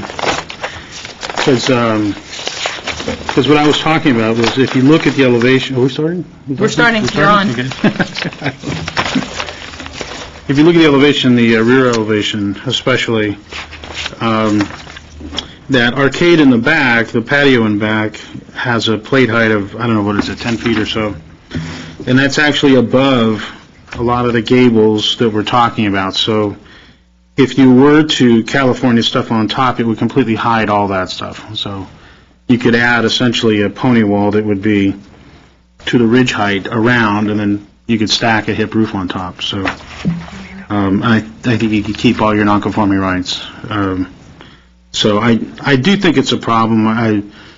It's going to be hard to, one of those are also financial hardship and stuff, and I think it's going to be hard to make that case. So if it's as extensive as this. So I agree with staff's comments. I think, obviously the site can take the footage, so that's not an issue. I think the fact that it's towards the center is nice, so that the building kind of builds up towards the center. Those are all positives. But I think there needs to be something a little more consistent about the windows, as you know about. And I think if you did run a pony wall that was consistent with the back porch roof and brought that around, I think it would really be dramatic, and I think it would be very helpful to the shape, especially from the front, because I think he would be happier with it ultimately when you see that the front elevation, that front side being so small. I think it is a problem, but I think if you did that pony wall, you did the hip on, I think it'd be very successful. So I can't support it as it is, but I think there's possibility there. My comments are, I drove the location today, and in the main I agree that I looked at it all the way up Glenmont, and it's a unique property. It's tucked away there. My frustration always with hillside properties is if you look at the numbers of 47,000 square foot lot, it's, the usable pad is, 10,000. So it's at a 5,000 square foot house, that's a large footprint on the usable, but those are the numbers we can't take into account. So I'll just mention my thoughts about that. The conflicting roof lines, if this was next door to you, you would probably be a little more animated than in a property that is so tucked up there. So I'm easily swayed on this. I'll listen to my colleagues. Well, this is certainly not my favorite style, as Franco knows, but he always does a nice job. And one thing that he does that I wish more architects did was he really comes in with a nice presentation and showing us the different views and bringing in different types of studies that, we might want. So I commend you for doing that. I guess I'm actually kind of with Franco on this. I don't really see the huge problem with the roofs. I think you do see this house more than you think. I saw it all the way driving up the road. So I think it will be visible. I'm more concerned with just the size of it than I am with the roof. I think it's okay, but I think, I can understand staff's concern. I kind of agree. I'm not exactly sure what it's going to, how big it's going to end up really looking up there. I think it's more visible than you might think. And this type of style tends to make itself feel even bigger. Everything's about being vertical and about being big, and even the color being bright. Those are all of my concerns with it. And so I think it's nicely done, even though I don't love the style, but my fear is more about the style making the building feel even more massive than it needs to. So, I'm not sure. That combined with the roof and, the staff comments about the detailing, I could really kind of go either way on this one. I do take staff's recommendation seriously about returning it for redesign. At the same time, I understand that, this is the applicant, this is a style he's chosen, and, it's a lot of what he likes, and they are doing with quality materials, and they're taking that step, so that kind of gives them the points on that side. My worry is just that it's going to be this giant yellow glowing, thing from a lot more than we think it might be. Ms. Friedman, if I may mention, the material sample board has more accurate It's more colors. muted. Okay, well, that's good. Muted. Not going with the firehouse yellow. Sorry, I should have looked over that before I spoke. Well, can I have a clarification for either from staff or from my fellow board members? The recommendation number 1 from staff, redesign the roofed areas so they are consistent with each other and the chosen architectural. Did we just hear from the applicants that they could not do that? Was that the answer that I heard? That's what I heard. I don't. Yeah, they don't think that they can do it because the CUP, which they may or may not be able to get. Well, can I just follow up then and ask staff, would you give them a condition that was undoable? Were you cognizant of the fact that the CUP might not be approved? I'm not sure that we sort of took that logically out. As I mentioned, we had discussed a number of options, and we didn't try to solve this. We just made the recommendation that is similar to recommendations that we've heard from you in the past, that the roofs should be similar. Yeah, you could argue that just because they have difficult conditions doesn't mean they sort of get a free pass either. Okay. We often have homeowners come up and complain that we're costing them too much expense, so this or that, can't do it, so. But Ms. Friedman, board members, the solution can be utilizing gable end roofs, gables instead of hips, and that will maintain a significant portion of the existing roof portions over the first level. Well, maybe a median is to. I know we can't continue it for this reason, so it would have to be returned for redesign, but maybe have Franco come back with an alternative, and then we can say either we like this better than the alternative or we like the alternative, and that way maybe we'd feel more comfortable either that he can I have no problem with make a better job, or we can't, because we can only continue it for more information. We can't request any new, anything new. Okay. We've tried that in the past, so I know we can't do that. But we could return it for redesign and give him the chance of addressing some of staff's concerns and maybe coming back with something that staff feels more comfortable about and we feel more comfortable about, or coming back and, proving to us that it doesn't make a difference or that it's not better one way or the other. So, yeah. I just want to caution you, because council was very clear on discouraging asking applicants to come back with a variety of options. So I just wanted to make that clarification. Well, I will say I don't think there's anything wrong with sort of asking architects to do to do more studies. I think sometimes that's what projects need, and you get better projects when you do that. Yeah, I don't disagree with that, but we were all given a rather clear direction to provide clear direction to the applicant so that they can come with a revised proposal that would be more in keeping with what you consider appropriate, and that we would work with the applicant to try to meet your direction rather than asking them for a variety of options. It's subtly different, but I simply wanted to point out. And I'm prepared to make a motion. I think I understand what you're saying. And I'd like to make a motion to bring this project back for redesign with the staff recommendations. Now, I've just said that I heard the applicant say that he couldn't do number 1, so I sort of have to wrap my mind around that. But I don't know any other way than to see a redesigned project. Does anybody else? But again, I'll say this one thing. I think, you have I'll just go off on a tangent for a second. You have a nice band that happens on the second floor, the cornice detail. If there was a detail like that, you could do it on the lower floor with that pony wall that you would add.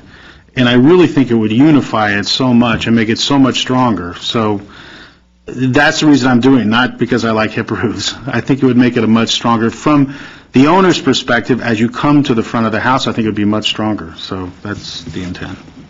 And you could do that within code. There would be no loss of rights. Can you clarify that? Because I'm concerned that even if we listen to the tape, we're not really sure. If you look at the rear elevation, he's generated an arcade at the back. Right. The plate line of that arcade is as high as the ridge of some of these gables, a majority of the roof.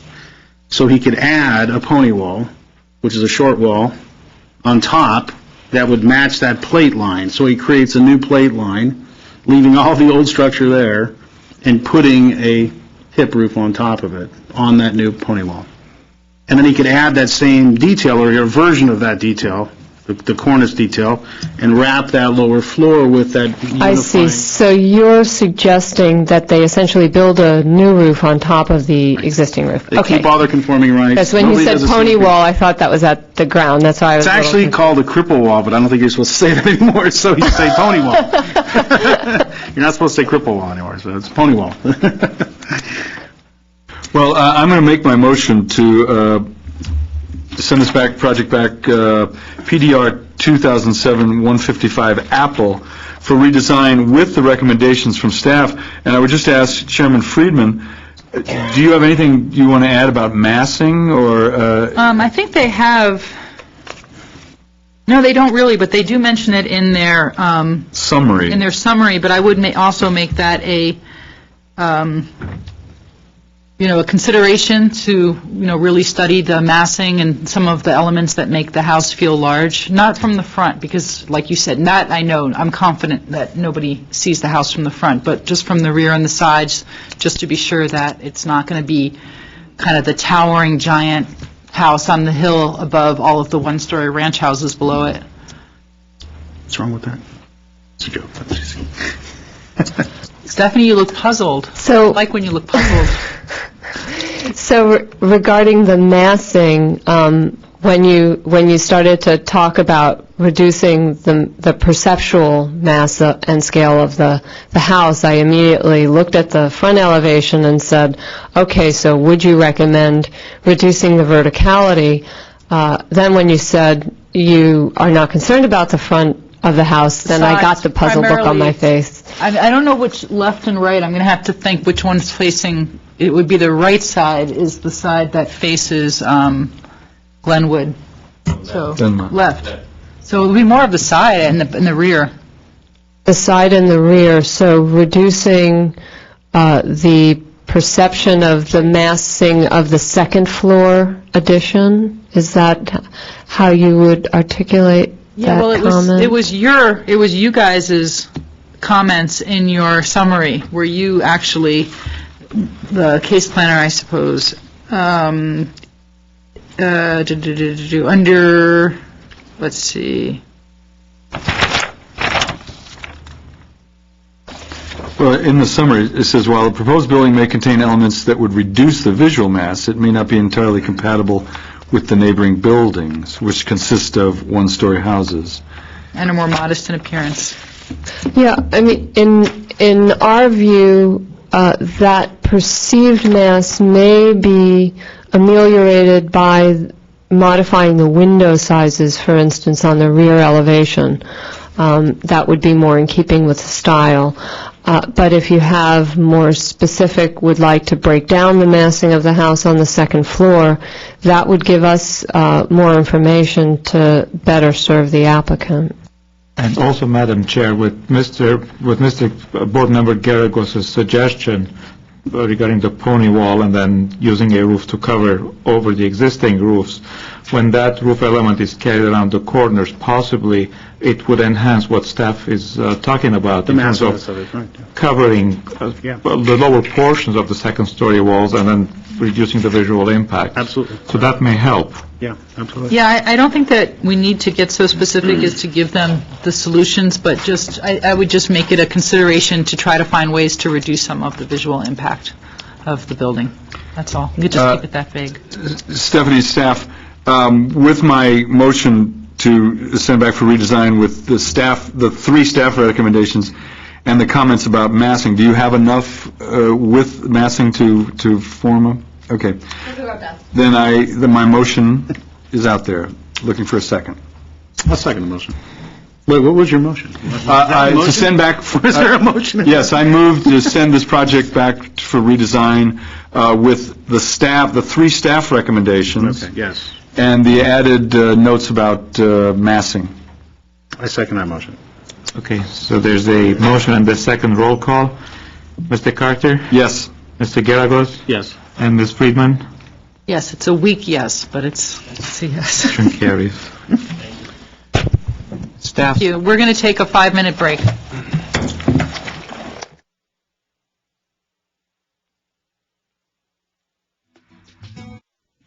Okay, we are back.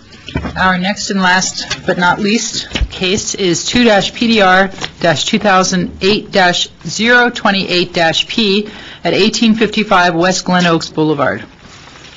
good evening, Madam Chair and members of the board. The last item before you this afternoon, or this evening, is design review number 2008-028-P. It's a preliminary review of a proposal to construct approximately 13,000 square feet of commercial space and 105 multifamily residential units, 318-space subterranean parking garage on a 2.4-acre site located at 1855 West Glen Oaks Boulevard. The site currently contains a 32,000 square foot Albertsons supermarket and surface parking for that supermarket, which will be demolished as a result of this proposal.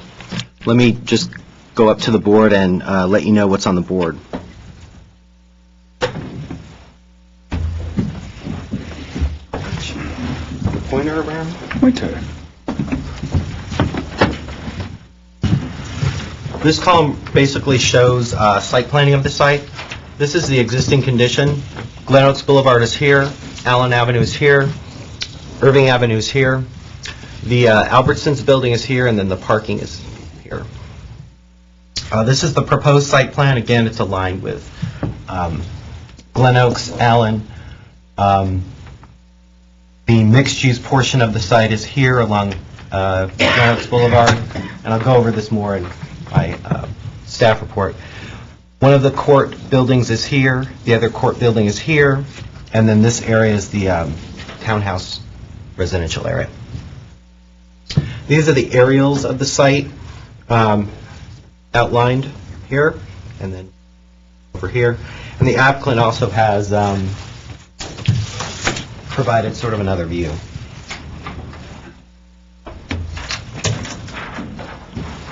Landscape plans are right here.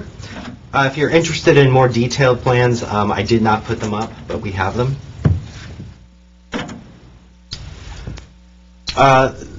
This exhibit shows sort of the context with the existing, or the proposed development, I should say, along with the existing. This is along Allen Avenue. This is along Glen Oaks Boulevard. The project is here, and then Allen Avenue is here.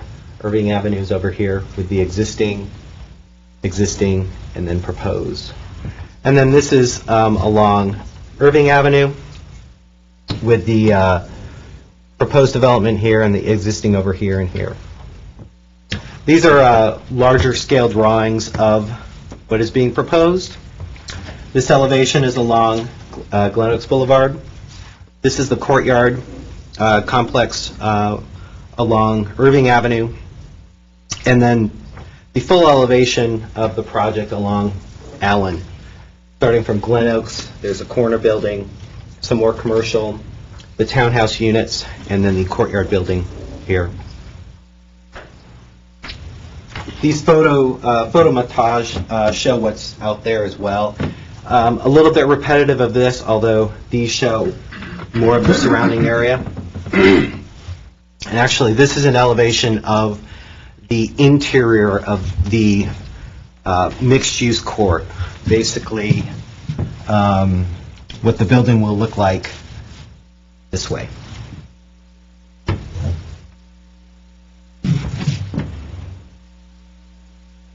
Here are floor plans of one of the garden courts on Irving, the townhouse and mixed-use area. The floor plans are here. I didn't put up the other floor plans of the other courtyard. They're fairly similar, but I was running out of room. Again, if you'd like to see them, I'll post them.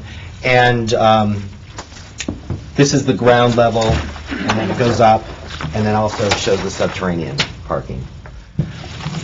The applicants have also provided additional materials for your review. If you could field a question right now?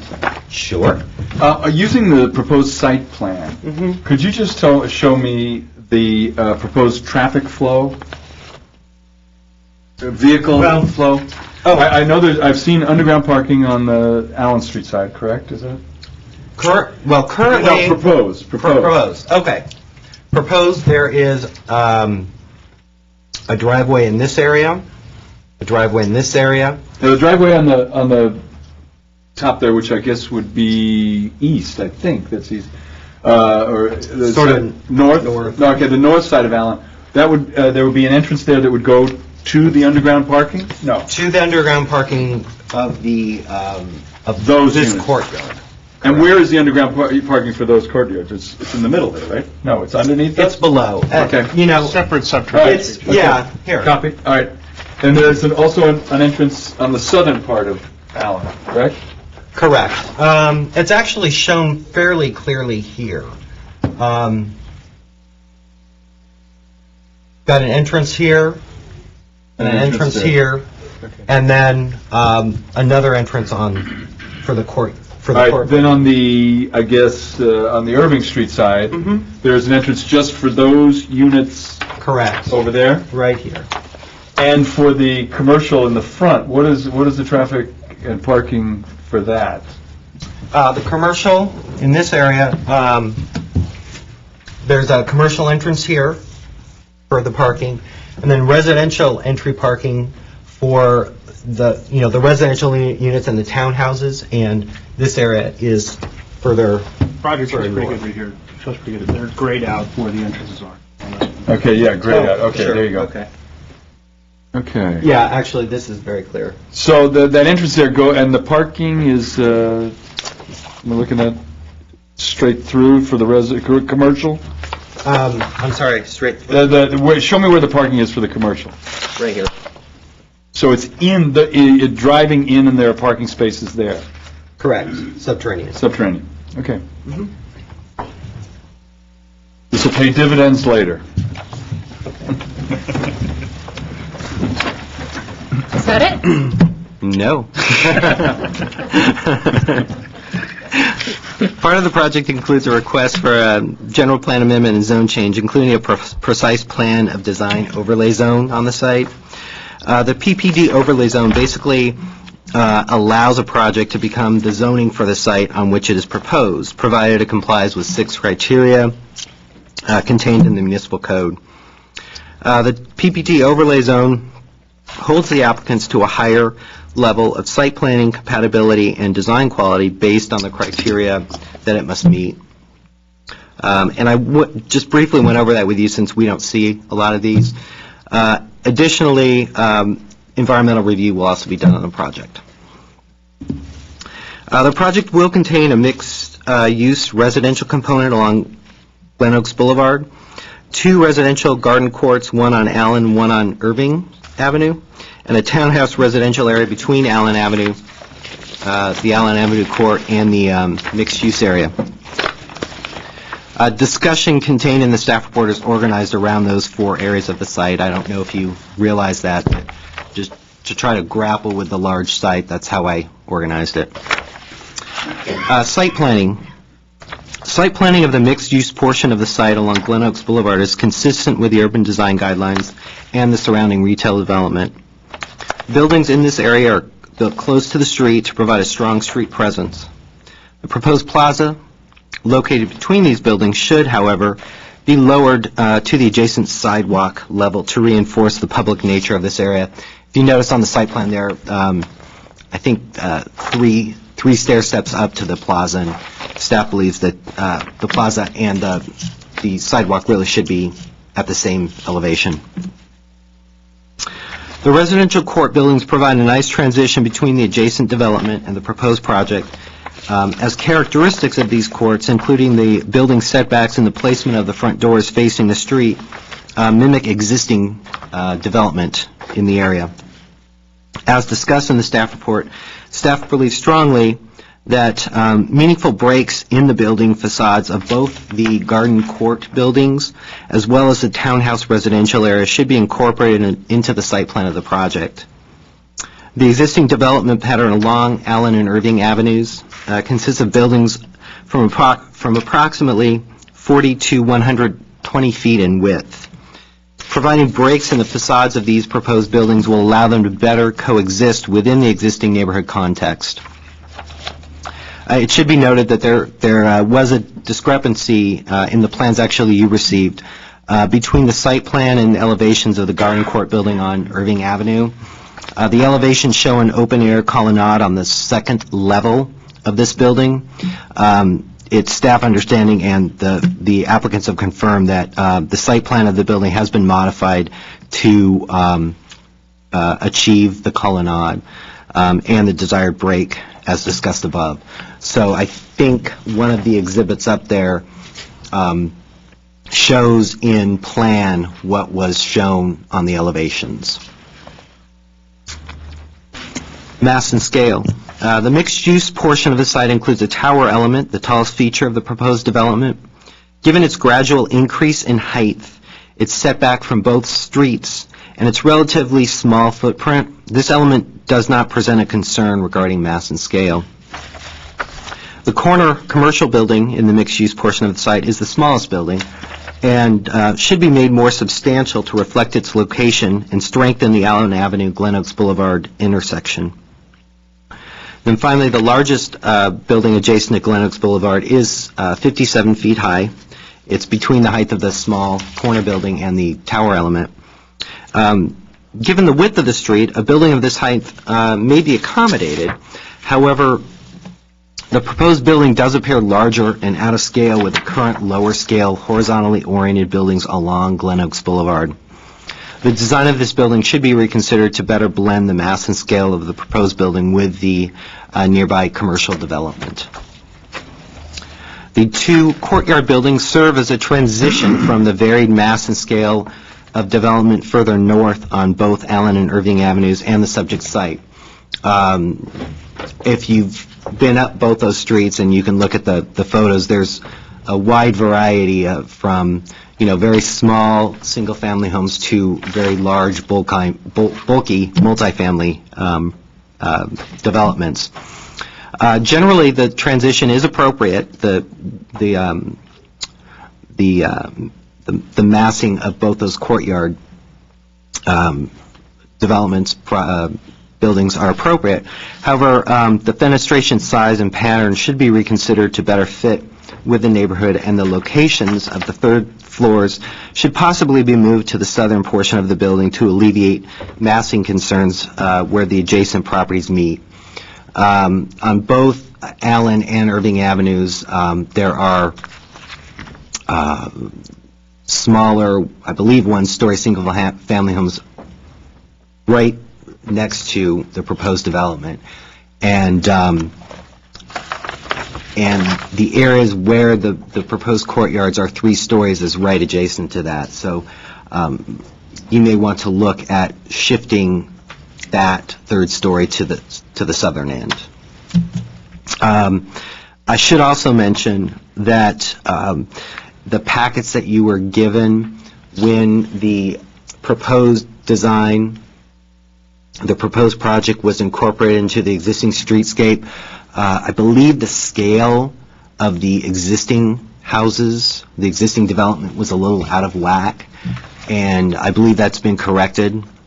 So you may want to look at the new photographic survey over here, as opposed to better reflect how the new project will look against existing development versus what you had in your packets.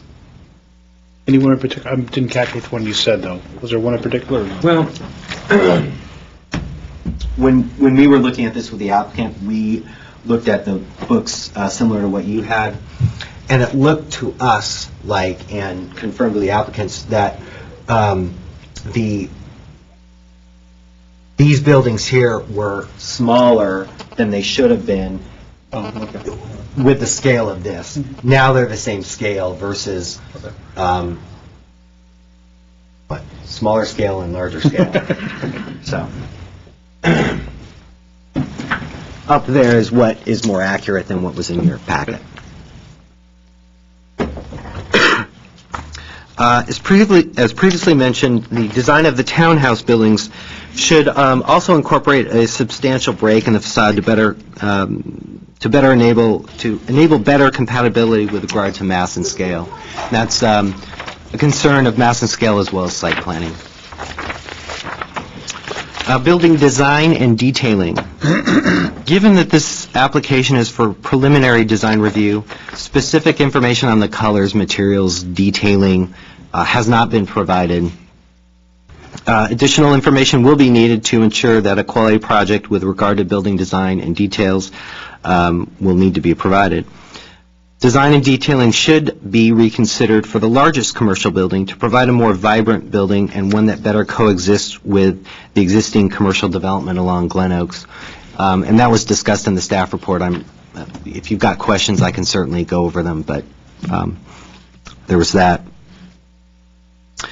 Also, fenestration sizes and patterns, again, should be reevaluated on both of the proposed residential garden courts to ensure a complementary transition between the existing nearby development and the proposed project. That, again, was based on the slightly different scale. Look at it at the accurate depiction and review that. Reconsideration of the townhouse design to be more compatible with the neighborhood is also suggested. And given this traditional building form is new to Glendale and modified with the third floor flats, it provides an opportunity as well to explore a different style. Providing high-quality design, materials, and detailing is very important given the applicant's request for a PPD overlay zone and the traditionally styled buildings that are currently proposed. This was a brief presentation of what was contained in the staff report. I'm concluding, and I'll be happy to answer any questions you have. Thanks. My question is, we received an email from one of our members, from Alan Malekian, and you said that you had verbal comments from our other board members. Correct. Thank you for reminding me. You have copies of Alan Malekian's email in front of you. I believe there is also a comment from the Homeowners Association, and then a gentleman had some concerns on the project as well.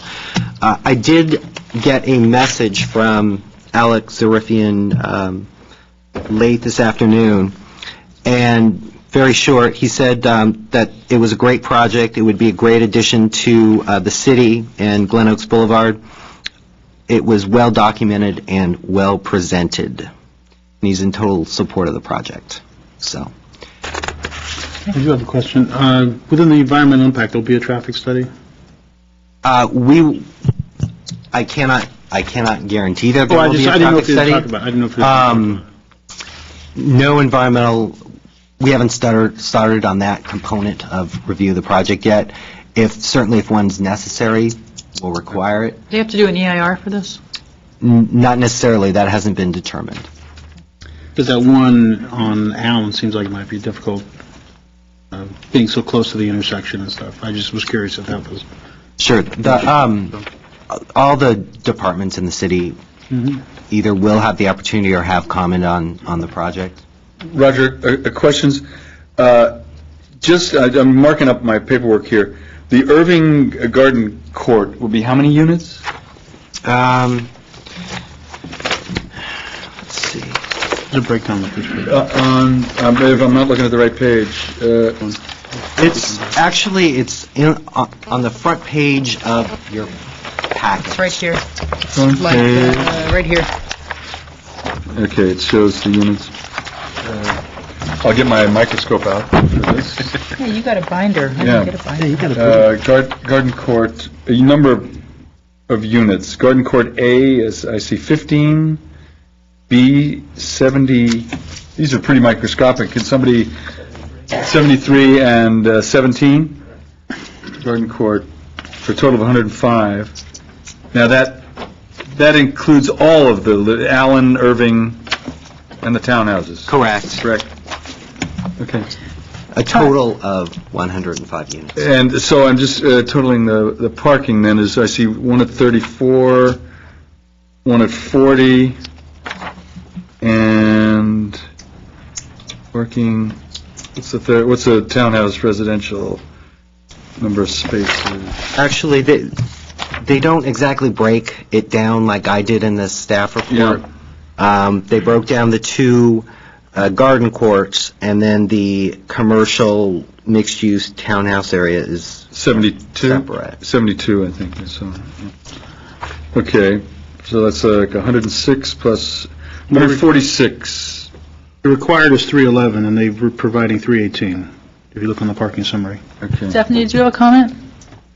Yeah, I just wanted to mention, just as a Brown Act minutia matter that we were discussing with Mike Garcia, that comments that we receive from DRB members that are not present should be considered as any comment from the public, and that if the absent DRB members want to participate in the following meeting, they would watch the tape as we've done before.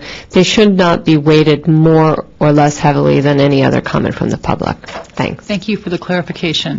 Before we open up to the public, just for the benefit of people that are watching at home and that are here to speak, there's just two things that I want to clarify. The first is that this is here as a preliminary, so basically they are running this past us. There's nothing today that can be approved. This is more of an informal hearing for them to present their ideas and to get a sense of what the board might think. So whatever happens today, really all that's going to end up happening is they're going to go away with comments and come back then with something that's more of a final presentation. So this is a time when we'll weigh in, but this is not the final. This is also one of several times that people will have the opportunity to come and speak in public about this project. So this is not the be-all and end-all. Yeah, the focus of the preliminary review is to provide just overall design direction to the applicant. Exactly. So that's number one. Number two, for people at home and for people that are here, just to clarify that the purview of this board is design. And even though we can make suggestions on the design that might impact things like traffic patterns, it's not our place to decide things like whether there's too much density here, whether the area can handle the traffic, whether the area can handle the number of units. That's beyond the scope of the design review board and not something that we'll consider. You're welcome to voice those concerns here, but as this board will not be addressing those concerns. There's going to be other places, there'll be other meetings where those kinds of concerns can be brought up. So I just want to make that clear because we actually don't have the authority to tell them that they have too many or too few units unless that we think that impacts the design of the building. And whether we think, buildings are too large, that's something we do have control over. We don't have control over things that the environmental impact report, if there's one done, might be speaking to. Water usage, traffic, all of those other concerns, they're valid. They're not within our scope of jurisdiction. So I just wanted to make that clear. And one additional point, just so the audience is clear on the history or the background of this project, Albertsons currently has a lease on this, and they have an option to renew their lease.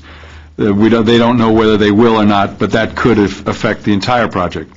Yeah, that's actually something that probably is more appropriate for the owner, the applicants to speak on. Yeah. Okay. Okay, so if there are any other questions for staff before we open it up to the applicant? Okay, then I'm going to call, and I don't know if you want to come up together or individually, but Richard McGran-Wells and Roberto Moreno, if you can state your name for the record. And just so people know, also, I've told the applicants that they can have as much time within reason to present this, because I think it behooves everybody to really get a good sense of what's going to be going in there. Okay? Madam Chair, member of the board, staff, I'd first like to take a moment and thank the input that we've had from staff so far. I mean, we've been at this for about a year and a half so far, and met with everyone from Alan to Hassan to Roger to Stephanie to Howard, and had feedback, and actually met with the city and the various groups within the city. So very helpful, and it's been, that part's been great. Mr. Carter mentioned that we're in a very strange position. We've owned this property. Our company is called GL Properties. We're called GL Property Development because we used to be Glendale Lucky, because we've owned this property for over 40 years. It's a family-owned business. This is our one main asset. And this property has been part of our family for 40 years. We feel like we're longtime residents and members of this community. And we're kind of left in a position now where Lucky's was bought by Albertsons, which was bought by Super Value, and we don't know what they want. We've approached them. We actually approached the city initially with plans for a new Albertsons store and took that to Albertsons. Albertsons has not been responsive, so we don't know. However, before the end of the year, we will know if they want to continue the lease or not. If they leave, we will be left with a vacant lot sitting on Glen Oaks Boulevard. Not optimal for the city or for us. But what we do have is a building that's very old, and anyone who's shopped recently at that Albertsons knows that it's certainly not the highest and best use for that space. What you see is, in addition to traffic and problems, you see semis blocking and going in and out of Glen Oaks because they have to load from the front because the store was designed in the early 60s. We're in an area that's very interesting and very mixed in the sense that there are a lot of older multi-unit 3-story and 4-story apartment buildings in the area, some very dense. And we have a small face on Glen Oaks and a very large frontage on both Allen, most on Allen and some on Irving. We have to design for both to be a suitable development for both that frontage on a big street, but be suitable also for the neighborhood feel that we have on Allen. That's hard. That's really hard work. When I first approached this and trying to decide which architect to choose and how to go about this, we looked at a number of different styles: modern, Spanish, Mediterranean, avant-garde, anything that would fly and fit in that area, where you have such a mix, where it really is a changing neighborhood. And we think changing for the better, or we would not be proposing this, but still a changing neighborhood. So we believe that we're trying to fit the best of both worlds, something that will be compatible and make a statement on Glen Oaks, improve the area, but also give a neighborhood feel. Our density is very fitting with what you see across the street. I know, this is like you said, this is not really the forum we should for get that. to the design. If you Yeah, can. we can talk about the design. I'll let Roberto is from Multipolizzatis. I'll let him introduce himself, talk a little bit about the design. But density will come into that in a bit. Okay, thank you, Richard. Board members, it's a pleasure to be here. I'm Roberto Moreno. I'm here with Damon Herring. We represent Multipolizzatis. So we'll take the baton immediately and save you all the other history. But we'd like to start with density does come into play, building form. As you've heard from the staff report, well, let me just say, this is 18 months of discussion with the city, with the neighbors, with investigating the context. As has been explained already, it's very complex. So this is born of many, many discussions. We'll continue to do so. This is our first pass with you. We'll see you again. And we would just like to explain some of the building form.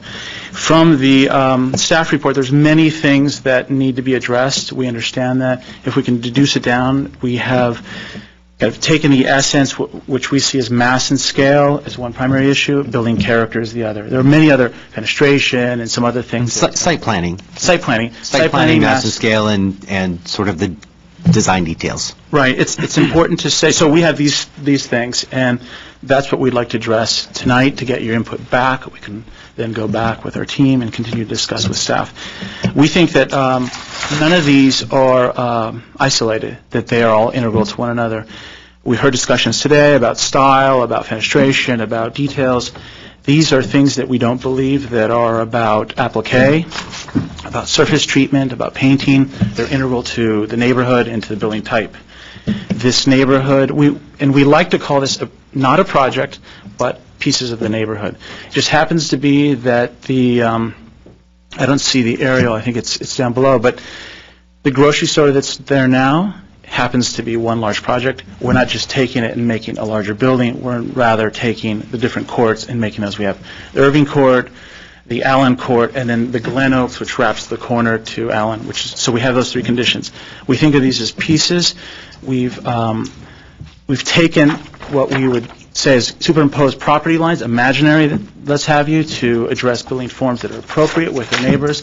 I think the drawing behind you, which is the landscape drawing, is probably the most telling. It's the one we would like to refer to. And if you look at that within its setting, we believe that it actually not only it's well within its neighborhood, but it actually goes a step further. When Richard and GL Development came to us, when the family came to us and proposed this to us as an opportunity, we see this as exciting because here's an obsolete grocery store. As we know, old grocery stores are changing, and not just physically poor condition. We're saying grocery stores do not operate like they did in the 60s and 70s. Operations are changing. We heard that from the owners of the grocery store. Therefore, what do you do with a building that's pushed back 150 feet from the street and an asphalt parking lot that is most of the time empty? And if it's not empty, it has trailer tractors pulling in and out of that thing. So great opportunity, because there's many of these. There's one, two blocks down or 3 blocks down. There's many all over our county.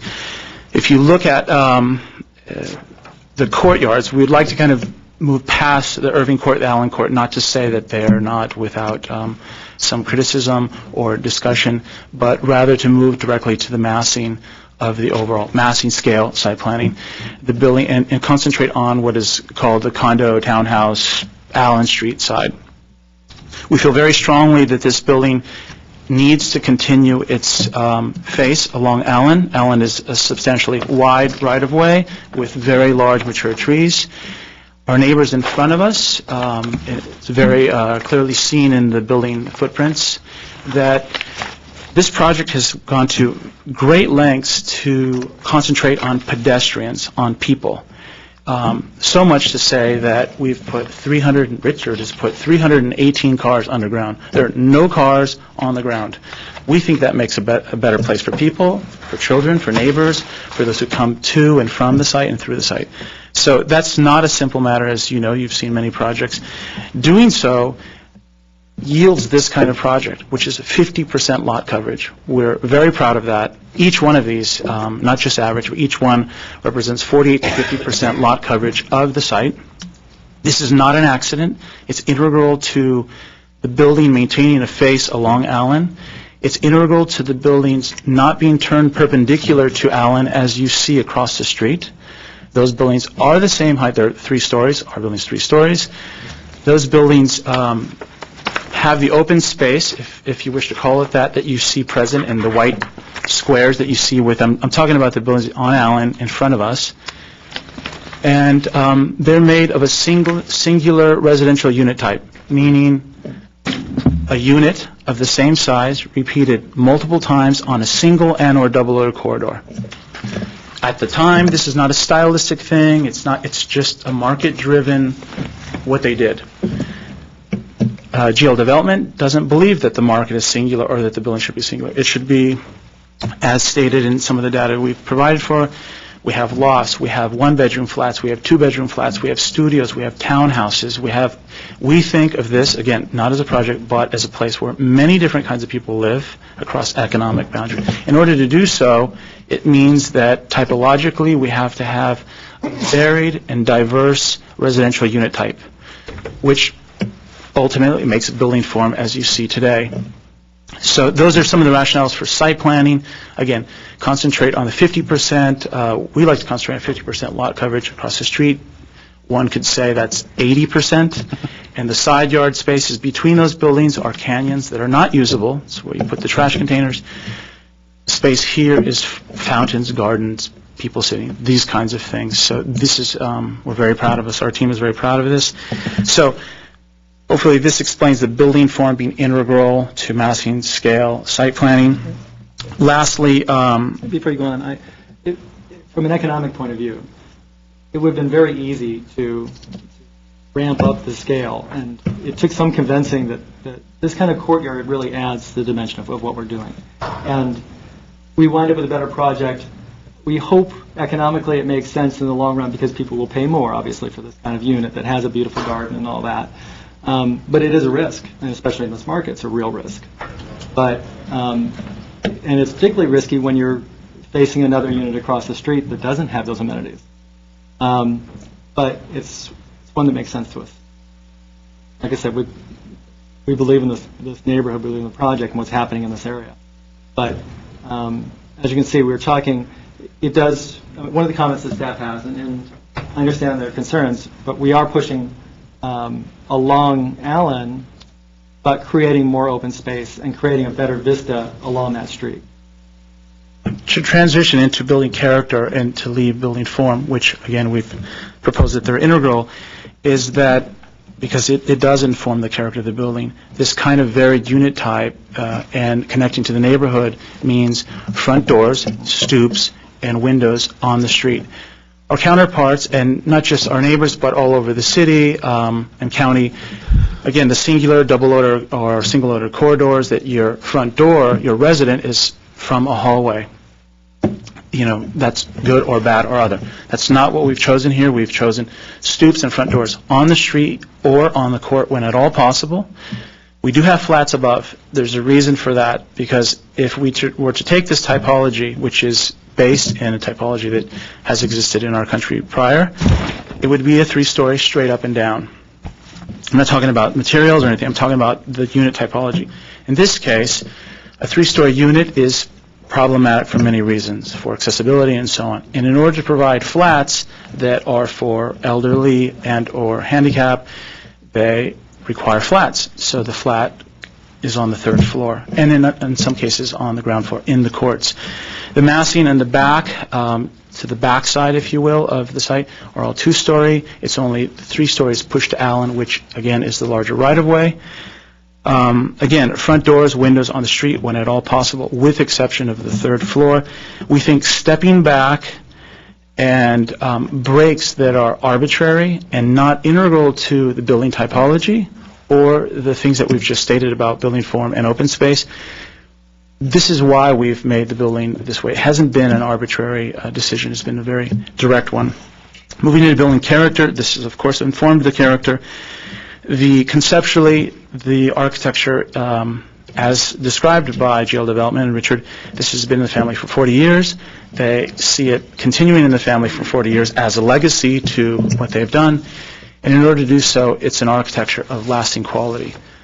To avoid fashion or a temporal style that is the flavor of the week or the month or the year or the decade, but rather a lasting thing.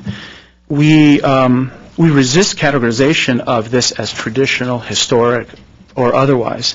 We think that brick was made beautifully across the street, here in this building seen in front of us. We think brick is made beautiful today and is being used in a very modern way. We can debate the application here of brick and style, but we resist that because we don't think, in no way do we believe this is one or the other. We do believe people like to live in things, in buildings like we propose here, and that not many of us live in buildings that are made of steel and glass or chrome or titanium or the like. Some do. Some do. This is a neighborhood. Again, stitching this into the neighborhood, we see this as a catalyst. Moving over to Glen Oaks, one can argue that we should have horizontality. We don't believe so. We believe that a building that is along Glen Oaks shouldn't have breaks, of course, because it's the main street. You could argue it's the main street, main thoroughfare. And if you look at many other main streets, if you will, there's not arbitrary breaks. Therefore, the best way, we believe, the best way to break up a building facade is to turn its proportions vertically.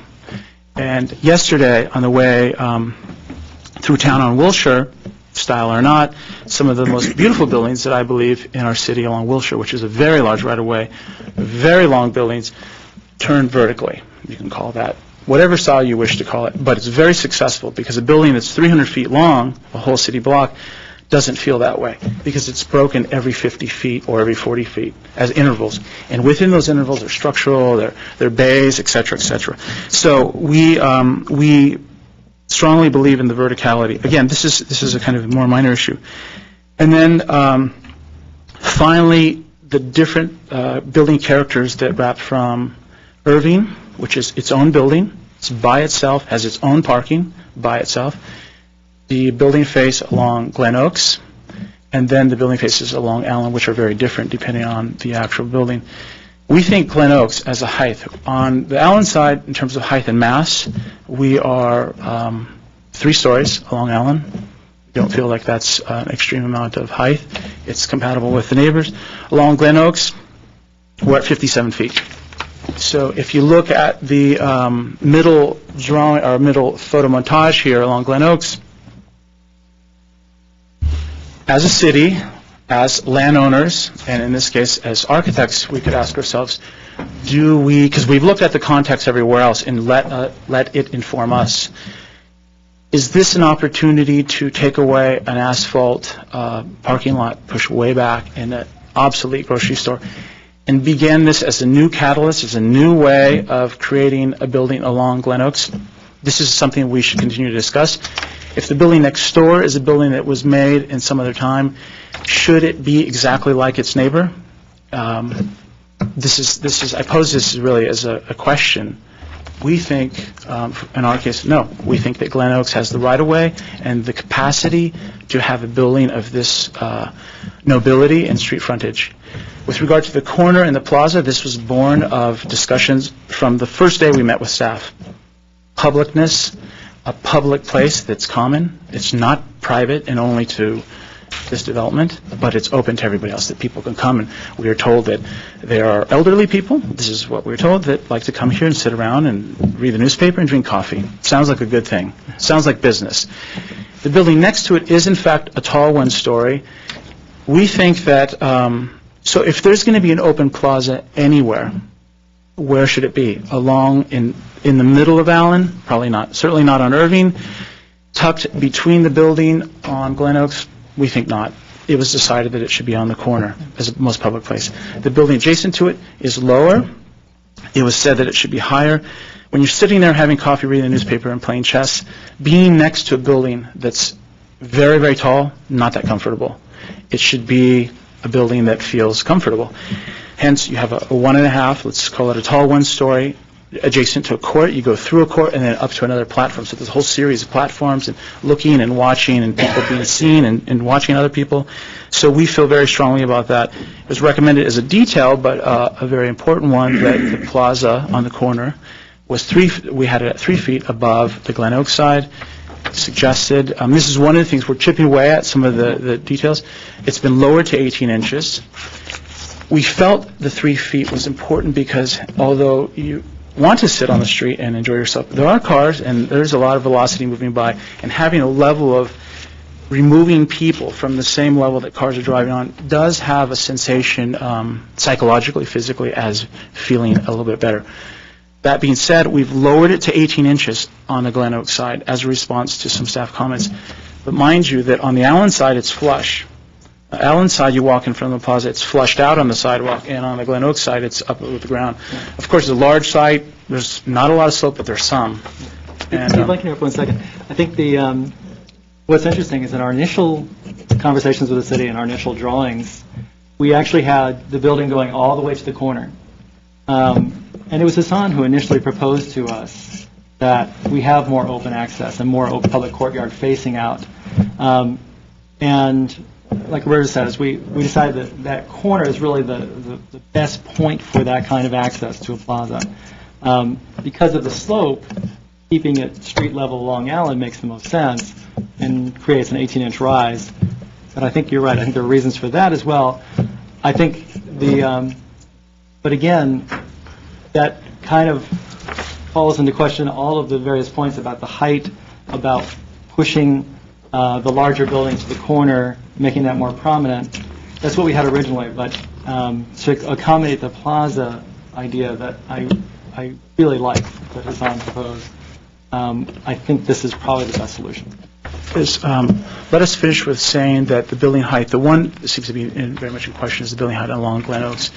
Codes were written at certain times, and this code, new or old, states a certain height. Since we are in a PPD, it's a much different ballgame. However, there's been great efforts on Richard's part to keep a grocery store there. That's not something that we can control, but we've tried very hard. They say perhaps in other neighborhoods. We think that's not fair, but let's move on from there. And what I'm getting at is that if you have a building, that the adjacent buildings have a floor-to-floor height on the ground floor is very, very low.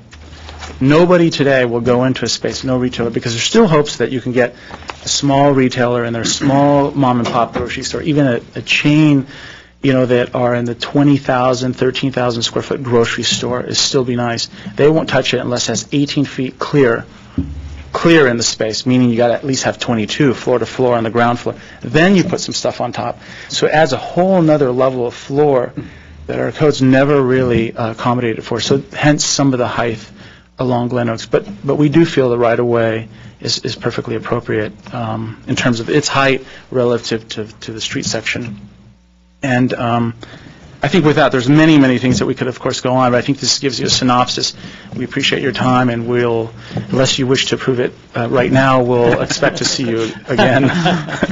Okay, are there any questions? The perspective you did along Allen, is it correct, or is the elevation correct? Because there's differences that are leading to what will ultimately be my comments. I think what we have in the old book is probably outdated by these. Yeah, there's some stuff that's been happening just in This isn't current anymore. That is current. It is current. Yeah, Okay, so that's different than the elevation. Right. Yeah. Okay. Yeah, that is correct. That's good. That's good to know. I have a question. Can you tell us some examples, either of your work or other people's work, that are built examples that, just to give us an idea of kind of models, or what you're sort of envisioning? I mean, is this, I've heard some people say, oh, it's like a small version of the Americana or the Paseo in Pasadena. We would not accept either one of those comparisons. They're of a different kind. As the owner, let me say I didn't hire the architects of either of those places, but some of the, well, I'll let you talk about some of the projects, but I specifically chose Montpellier because of some of the projects. So. Yeah, the infill work is something that Montpellier does all the time. It's the primary bulk of the work. There are many projects, I can cite them specifically. Oftentimes we take DRB committees to show them work. It's sometimes the best way to understand the diversity of unit types over retail and things of that nature. We have what we feel is we're very proud of the project at South Pasadena. We have lots of projects along transit lines. One is called the Mission Meridian Station. It's on Mission and Meridian in South Pass. It's where the train comes through diagonally, stops there. There's an old brick building along Mission, turns the corner, and there's a new brick building with lofts, very large sash, glass steel windows, and then the project, which people don't know that it's the same project or same pieces of project, transitions into what we would say is Craftsman, which knits itself back into the neighborhood, and it steps down. The model here is what we would call a blended density, something we talk a lot about all over the country, about not uniformly cutting a density and say, okay, the city, I know we're not talking about density, but it forms form, that the city says, okay, you're allowed this number of density, okay, we spread it all over the place, one size fits all. Here, Glen Oaks is a little bit tighter, smaller units, because a family is probably not going to live looking at Glen Oaks. You turn the corner, it's still a little bit noisy. As you move back, density changes. So if you blend the density, we're in line with where we should be, and it's blended. South Pasadena is one, Mission Station. If you move further along into Pasadena, at the second stop after that one, which is Del Mar Station. Del Mar Station is a very large building. It's in the Civic Center. It's across from our Central Park in Pasadena. It's a building that averages from 3 to, at its highest, 7 stories. It steps. The train splits it. We actually have residential units facing right on the street, stoops and front doors and windows right on the street. In order to do so, not unlike on Allen, you lift these folks up just a little bit off the ground and give them a plinth so that folks who are walking by are not just looking right in at your dinner table, but you lift them up just a little bit off. So That is very complex, again, the very unit types, because you don't want to put a unit flat on the ground, because when you have a unit flat on the ground and or on the corridor, you have a bedroom, and a bedroom is going to be, you have a private space next to a public space, and the curtains are always going to be drawn. It's the old hotel phenomenon. You walk down the hotel, those curtains are always pulled. That's, in order to change that, you create a townhouse on the ground, you lift it. Del Mar Station is a very good example, very dense, very, very dense project. You go another stop up, there's a project on Union and El Molino, infill project behind Vroman's Bookstore, if you know Vroman's Bookstore, and or Lemley's Theater. In the parking lot was an asphalt parking lot with 2 office buildings, and now it is 43 units of housing right on Union. It bends as you approach the City Hall. It's a building not unlike this one. We have a very busy street, you have some units on the street, and it steps back as you continue on. Ongoing project in Hawthorne, exactly the same size as this. I mentioned that one because it has the same right-of-way that Glen Oaks doesn't have as large, but Brand Boulevard was its cousin because it's about 180-foot right-of-way. That right-of-way continued as a train line, goes to Hawthorne. Hawthorne now has this massive right-of-way. We're doing what was an old grocery store and car lot is turned into a project very much like this one, if not the same. Stylistically, different. It's closer to the beach, closer to Torrance, has a different building character, but the building form is the same. I can go on. Ventura, we have 4 projects going on. Pismo Beach, a whole city block. There's some cited examples. I can send you direct examples where you can actually go and visit this. So Paseo is not ours, and I'll say why. Americana, not either, because it follows in the model of not a singular unit type, but almost repeated over and over and over again along a corridor. It's been the objective here all along, to not live on a corridor. It's not the worst way, but we've all done it in college, and we're hoping not to have to do that again. We do have some up here, because there is, again, satisfying and wanting people who are of an age that don't want to go up and down stairs in townhouses, and also smaller units which allow more economy, so people can afford those units. There's Mission Meridian Station, Del Mar Station, it's called Granada Court, which is on Union and El Molino. Those are 3, just a hop, skip, and a jump from here. Looking at other things in Glendale as well, but nothing's out of the ground as of right now. There's a beautiful project they did in Hollywood called Seven Fountains. Yeah. Which is just apartments, but beautiful. Excellent. It's on Harbor. Beautifully done. And I'll tell you, that's actually the project that sold me on the firm. And when I started looking in the neighborhood at what kind of style might work here, the closest, when you look along Glen Oaks, there's not really style to speak of. There's so many different structural things. But within a couple blocks, you start to see some of the most beautiful buildings in Glendale. When you get to Kenneth Village and some of the quaint town houses there. So, can't do quaint on that scale, but we wanted something to tie into that feel. And what I saw at which you'll see at 7 Towns is... Yeah, spectacular. Excellent job. Okay. Any other questions? Thank you very much. Thank you. Okay, I'm going to start calling a couple members of the public. If I don't have your card, please turn one in now. Peter Carriers? Carrera, if you can come up and state your name correctly for the record. It's the hard one. It's Portuguese. My name is Peter Carrero. I live on Elm Avenue, right between Glen Oaks and San Fernando Road. I've been there for about 14 years. When I first came here, I wasn't sure what we were allowed to say or not say. Most of it was how it would impact the neighborhood in a very dire way. My neighbors are all hoping that the Albertsons does stay, because that's where we shop. As far as it being a pedestrian area, that is where we walk to get our groceries. If that goes, well, that's a pretty basic commodity that will be taken away from our neighborhood. I know a lot of some homeowners have been speaking for some of my neighbors. We don't own homes. We're about 80% rental. On my block is maybe 5 houses. The next block over, maybe there's 6 houses. So none of us have been notified about this at all. The sign for this very project is, for this meeting tonight, is placed in the most obscure place on the property. To me, the place you would put it would be the most prominent place, on the corner.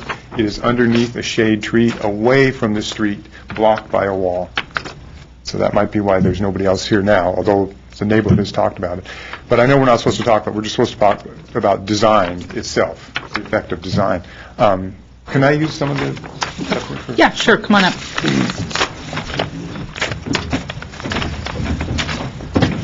If we look... property, the site.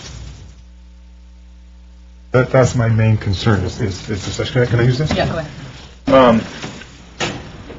We're talking about a neighborhood. The gentleman has some great rhetoric talking about a neighborhood and keeping this intact. This is Allen Avenue. Am I looking at this right? Yeah, this is Glen Oaks. Yes, okay, I have over here.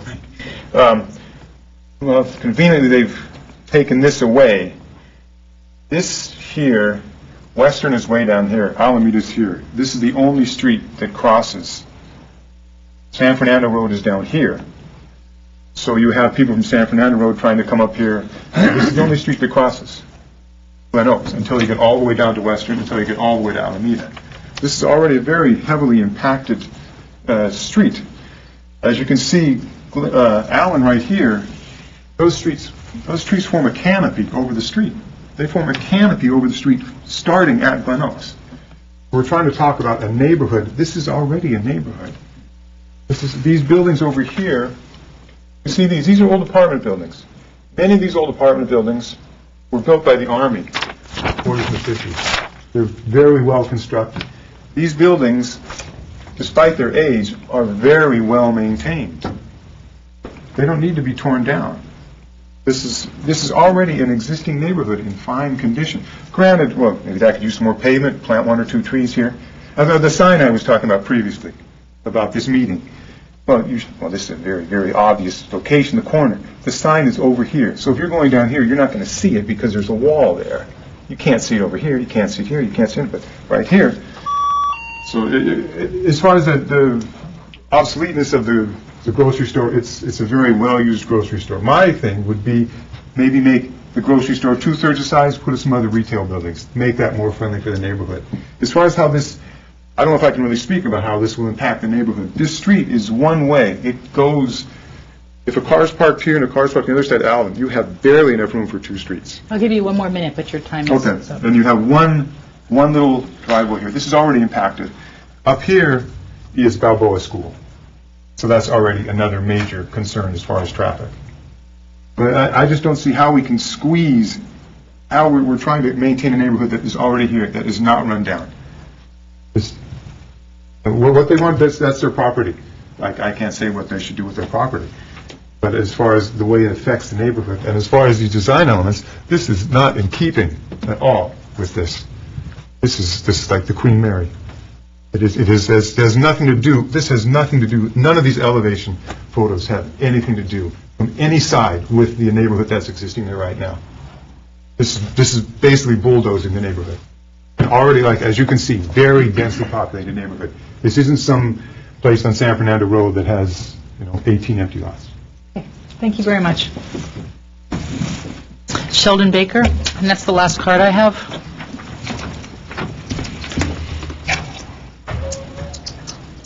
I'm Sheldon Baker, and my address is on the card.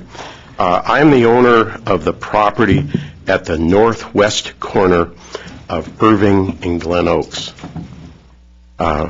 We built that property, and we were the first people to construct something on the empty lots, starting in the late 1940s, and it's been in our family ever since. Our property is one of the first mixed-use properties in the community, and that's why we're here to talk about it. We do not object or oppose the project itself, not at all. We think it's a tremendous upgrade to an area that is asphalt, and so we like that. But we do have some concerns, And at this preliminary stage, we'd just like to raise those concerns. Some may indirectly only tie to your task of design review. Let's talk about Irving Avenue for a moment. Irving Avenue is a very narrow street. It is terribly congested right now. It's almost a one-way street. If you're going up and somebody's coming down, somebody has got to find a place where there's not a car parked to kind of pull over so you can squeeze by. At the corner on both sides of Irving Avenue on Glen Oaks, there's parking lots to the rear of the structures, ours and our neighbors across the street. They kind of butt against each other on the ingress and egress. And this design places the access to the Irving structure immediately adjacent to our property. That's what it looks like. And therefore, it is extremely close to our ingress and egress and our neighbor across the street. Bluntly, it's not going to work. It needs to be moved, and that's part of design review. You ask to shift some of the mass southward. You're coming up to our property. We're residential also. And frankly, to look out, we're going to look out and see a taller structure. And so I ask you to reconsider your comments of staff to shift south. We are that south, and we are residential. Mixed use, but that's partly residential. And that's what we're trying to preserve.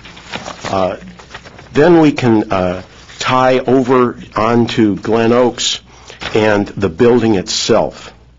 I agree, I don't like to sip a cup of coffee next to a large structure. And I also don't like to look out my windows of my apartment in the mixed-use structure and see a wall that towers way above. That large building in the middle or towards the eastern side of their property is out of place. It needs to be shifted over to Allen. It needs to be broken up. I don't think it has any tie to any of the properties along Glen Oaks Boulevard. Today I drove from Brand Boulevard going west to the Glendale city border. There is nothing over 3 stories on either side of Glen Oaks Boulevard that I could see. I think it's out of keeping in the neighborhood and on the boulevard. This is Glen Oaks Boulevard, not Brand, not Central, not downtown Glendale. Glen Oaks is yes, it's a busy street. We've seen it since the 40s to today. We've been residents of this town that period of time and longer. And it was residential when I was a kid, and it's residential today. There is some commercial, but basically there's a lot of apartments up and down Glen Oaks Boulevard. A couple things that further tie, we would hope that the garages, the subterranean garages, are truly subterranean all the way, not partial. We would also hope that the underground garages do not tie to each other, that they remain separate. If they tie to each other, now it impacts Irving Avenue. And that's part design and part not, I suppose. Next is, we're not clear where the trash, receptacles, pickups, deliveries for the commercial is located, and for, in our case, the property on Irving Avenue, because all of that can impact us significantly. And we have not seen, nor have we discussed with anybody this proposed plan. So we're one neighbor that we're here for the first time seeing it based on what was in your agenda and the notice. But we would like to know more about that. We did not see in the elevations what the ingress and egress, we know where the ingress and egress are located on Allen and Irving, but we haven't seen in the elevations what they really are going to look like, and we would like to know more about that. Again, though, I want to say that we support the project. We think it needs some fine-tuning. We think it's a tremendous enhancement for that neighborhood, and we'll do a good job.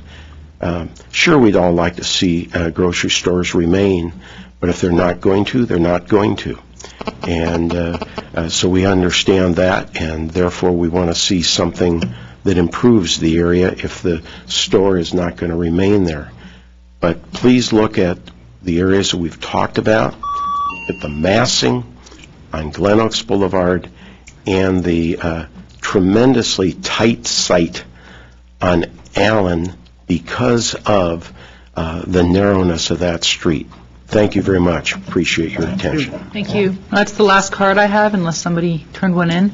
Okay, I'm going to invite the applicant back up for a 2-minute rebuttal. Actually,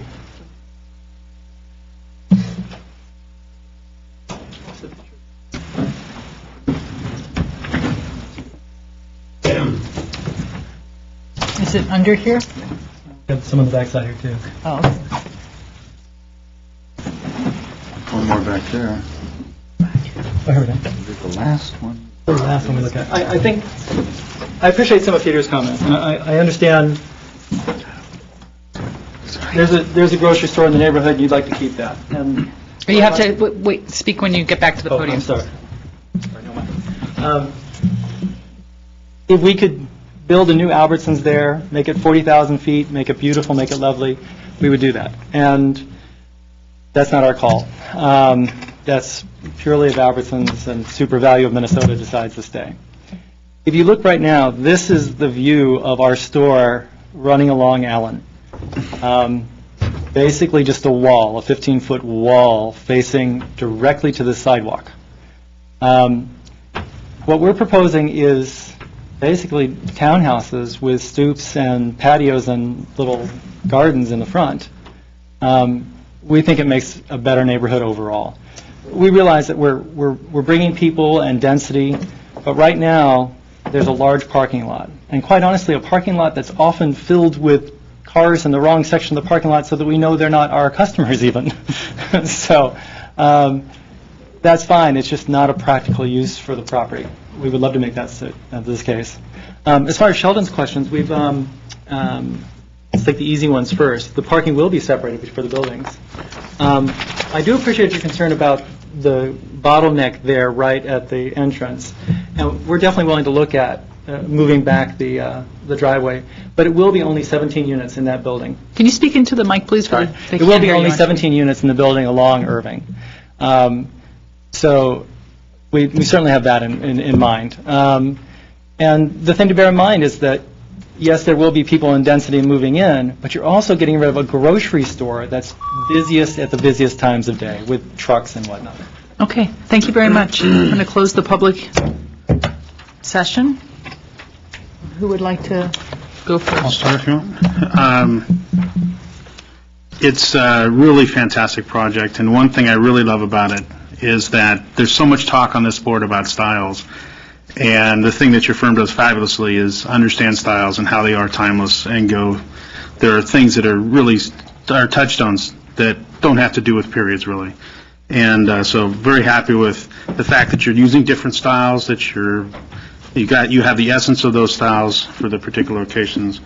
I'm really happy that it is the perspective on Allen, because I think there was a problem with the other elevation. I think it was too massive in a way. And I think this perspective could give the sense of that street, which is great, is that you sense them as townhomes. There might be similar materials, but they're handled slightly differently, so you understand the different units. So, commend you for that. That's a really wonderful aspect.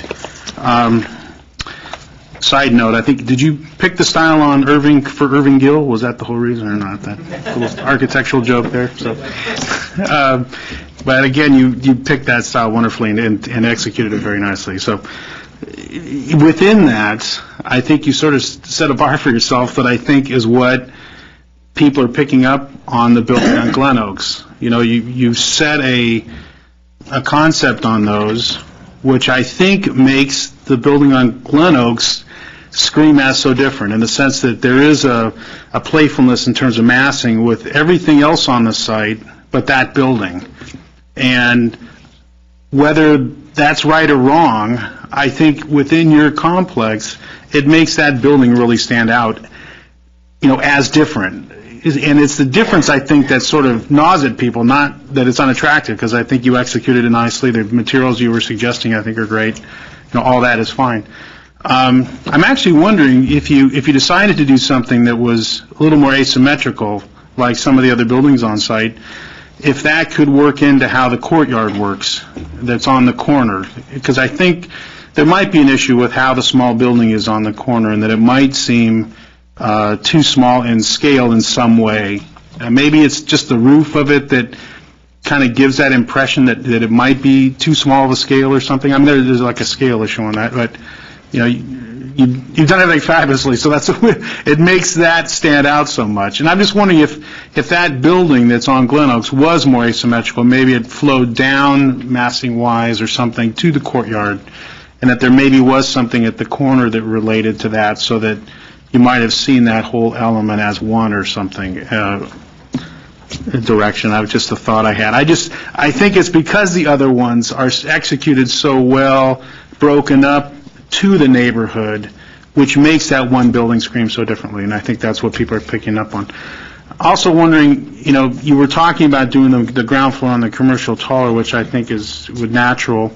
I'm just wondering if once you gain that height, that you might pull those upper lofts back slightly, such that you had a massing that might be more consistent with the building next door, and that you would sort of sense that two-story massing similar to the other two-story massing or something. In which case, it might be okay that the whole block is there, if you pulled it back so that you saw the lower element. The fact about raising the courtyard, I think that's all fine. The fact that there's separate entrances, I think, is all great. All that, like I said, you executed it beautifully, and I'm sure that the materials you showed for landscaping will be great. That Irving Gill style really relies on the landscaping, as you know, to really succeed, and you have fabulous materials shown.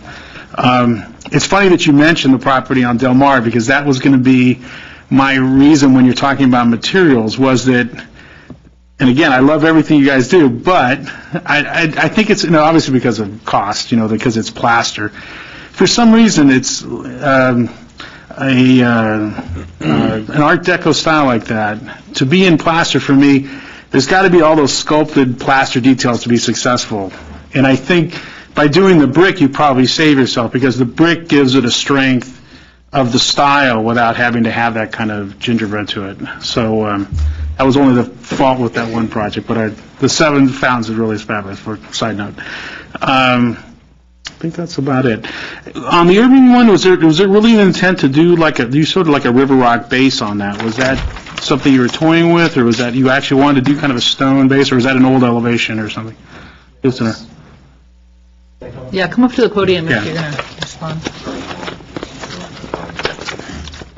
That's a garden wall that's out in front of the elevation. It is out in front, It wraps okay. around, and it's this kind of stone base, but it's not integral to the building. Okay. And Does it sort of look like you were doing a... Yeah, and if I can, and you nailed everything else, so we take your comments very seriously, because they were right on in all cases. We are looking, so your comments about Glen Oaks side is a very good one, because it requires far more study, for sure.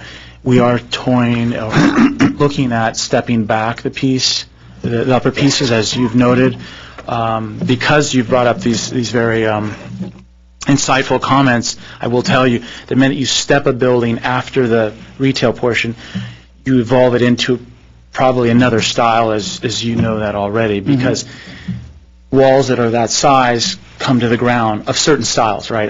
That kind of style that we've chosen, because it's integral, it's a wall building, hits the ground, goes straight up. We have lots of these people who say, well, do Spanish and then pop something. Yeah, no. I was thinking like Bullock's. Yeah. Bullock's has a lower element that has the vertical elements with the taller ones behind, so We're within a deco style. So we've already started on some of the comments that the building can maintain its materiality, but that it gets cut in so that you actually have a relief. So those become balconies, push way back, and you get the shadows and other materials. So Which could help you see the two-story element as consistent with the rest of the correct, street. Yeah. correct. And then that's a challenge too, because then the idea is still that you would get some small grocery store type of thing in the bottom, and getting columns that don't come down through too many that whole complexity and puzzle is going to play. But those are very good comments. And the style in the Irving side and Allen side, these courts lend themselves to kind of bumpiness. And actually, in fact, the guidelines in your codes suggest this kind of stepping and moving on the residential side. So this style is really appropriate for that. And the Glen Oaks, we think, requires a kind of level of, up and down and kind of nobility, if you will. It is a street that is more grand, if you will. It's not Irving, it's not Allen. So we're looking for something that's more prominent, let's say. But we'll take all of your comments to heart. We'll look into that. The issue is that you see it limited to that building. I guess that might be the issue. You don't see the building work into the other elements, so you see it as the one piece. That's all. You also nailed it, Delmar, I think, because the materiality, which is related to design, the minute it moves into stucco, you get a whole other cracking, Yeah, so one part of the building I thought was not successful, because it's in terms of that element. There's supposed to be a whole bunch of brick buildings at Del Mar. They are apartments, to be noted. Those are apartments. This is all for sale. It's not for apartments. So that's apartment. There's not one for sale unit in there. So the brick went out the window as fast as you can imagine. But the building that faces the park closest to the Castle Green was supposed to be one entire brick building, and that went by the wayside. This brick and some serious materials saves you. As you said, you don't have to rely on the kind of funny stucco things. Not that stucco is always bad. Yeah, no, but to add the Particularly detail. on smaller courtyard building, it's much easier. It's much more residential. But good comments, and we'll definitely be talking more about this when we come back. Thank you. I have no questions. I have a few comments. My comments are as follows. I'm familiar with all of the Pasadena projects, and they're wonderful projects. And you could probably make a case that if Glendale had some of those quality projects for the last 30 years, we'd be a better city. Although there are a couple points that I would like to address. As you look at that the way it faced Glen Oaks, you can make an argument that as you drive down Glen Oaks, this is more massive than many of the properties along Glen Oaks. So I think there should be some sensitivity to that, to the property owners on the southwest corner. My third thing is about the traffic. I actually I shop at Albertsons. I was there. I bought some black-eyed peas there today about 2:00. So one thing that I would just encourage you to listen to is the traffic notes, because on projects like this, whether it's homeowners groups or individuals, oftentimes they go to what I call the gnatcatcher defense. In their grasping for a reason to object to the project, they'll talk about things that are not really mitigating factors. In this situation, the traffic flow there on Allen and Irving, those are very real. So you will hear comments, and I urge you to take them seriously. I go into the parking lot at Albertsons along Allen, and as you come out, I realize today that I never, ever didn't almost have an accident coming out of that parking lot. Never, ever. You go up a ramp to get out, and you make a right-hand turn, and you sort of have to gun your engine, hope that there is no traffic coming up Allen there. My wife says, "Oh, no, I don't do that." I go across the parking lot, and she attempts to turn left on Irving, which was cited here tonight, and that is very narrow, and you're looking at a car coming, I guess it would be southbound there. So I just urge you to take very seriously the traffic notes, because they're not used as ammunition against your project. They're very real. So, but it's a wonderful looking project, and we look forward to it coming back, I guess. Okay, what can I say? You had me at hello.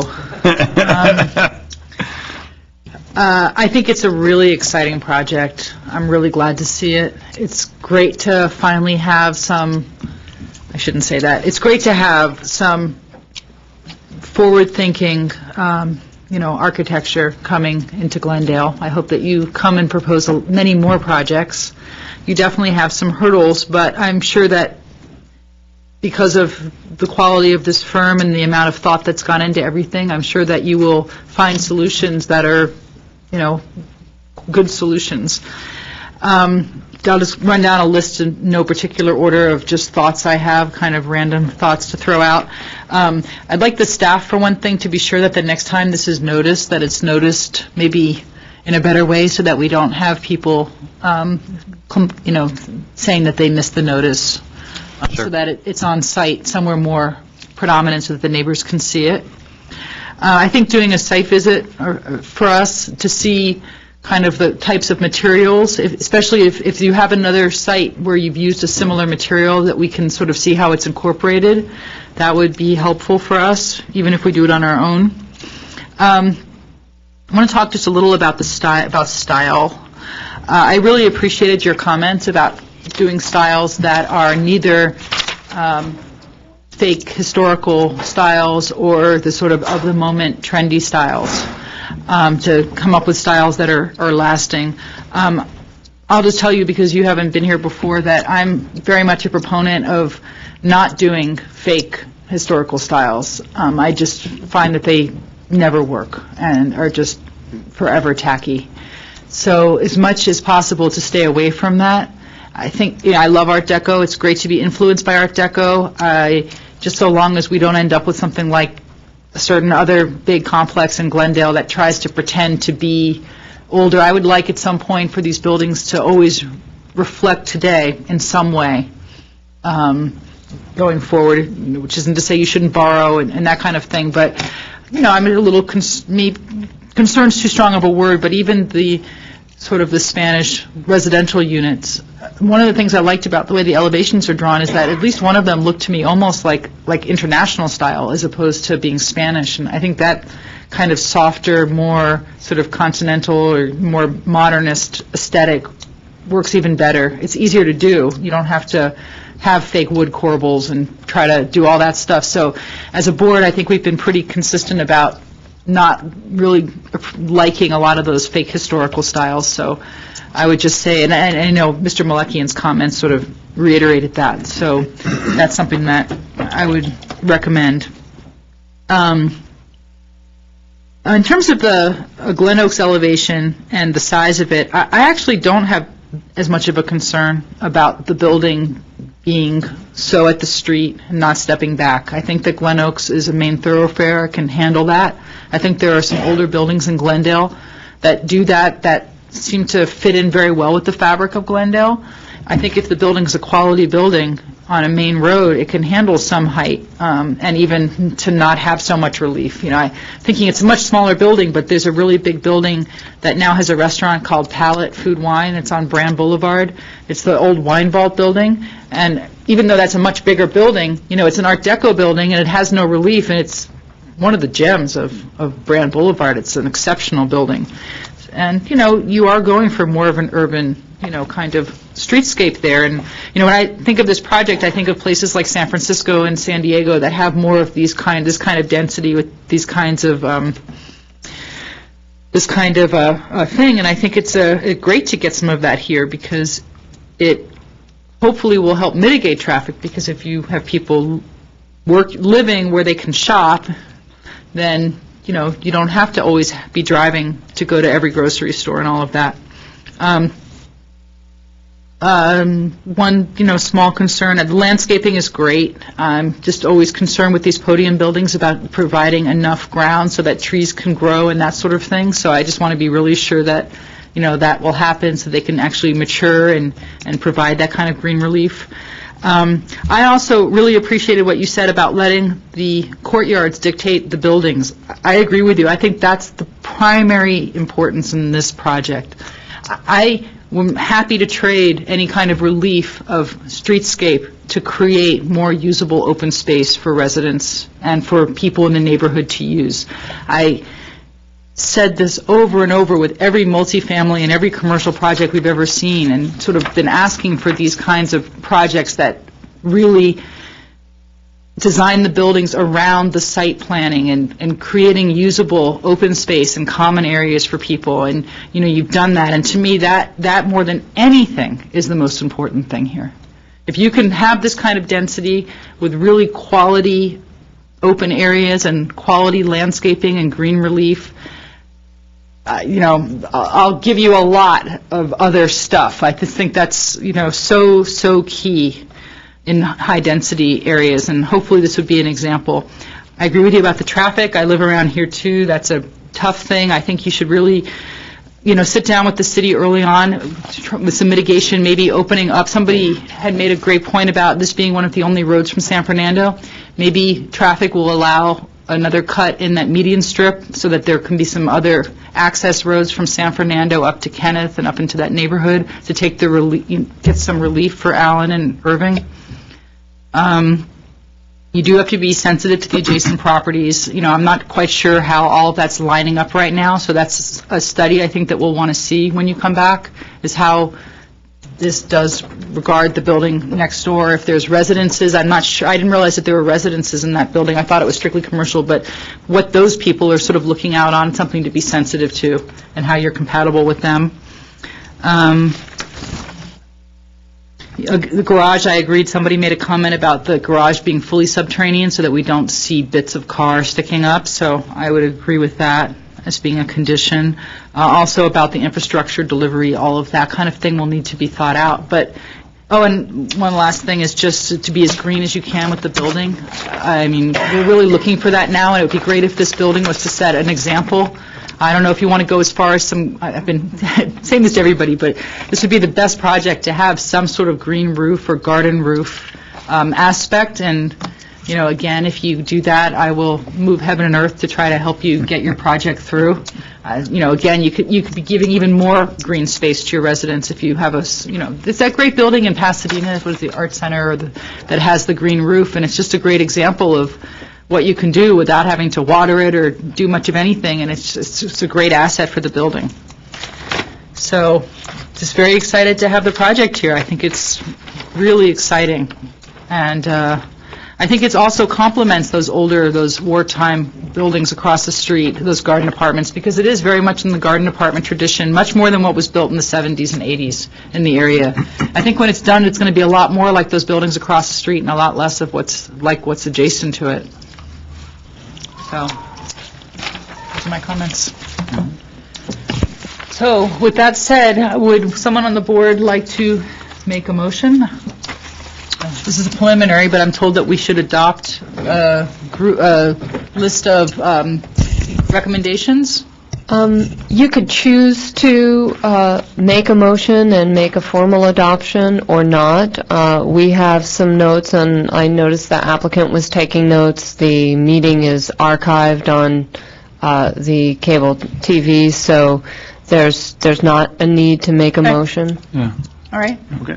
So we don't make a motion, we just...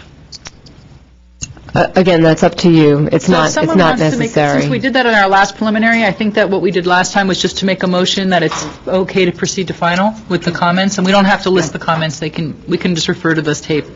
Make a motion to proceed to the final? I'll second that. Okay, a motion is made to allow the project to proceed to final. This will be a roll call. Mr. Garrios? Yes. Mr. Carter? Yes. Ms. Friedman? Yes. Okay, motion carries 3-0. Thanks. Okay, next item on the agenda is approval of minutes. I don't know if I got any minutes. Yeah, and I'm definitely sure you didn't get any minutes. Okay, then we will skip this one. Yes. And what about do we have any staff or board business or discussion of items? None from my end. Okay, then we are adjourned.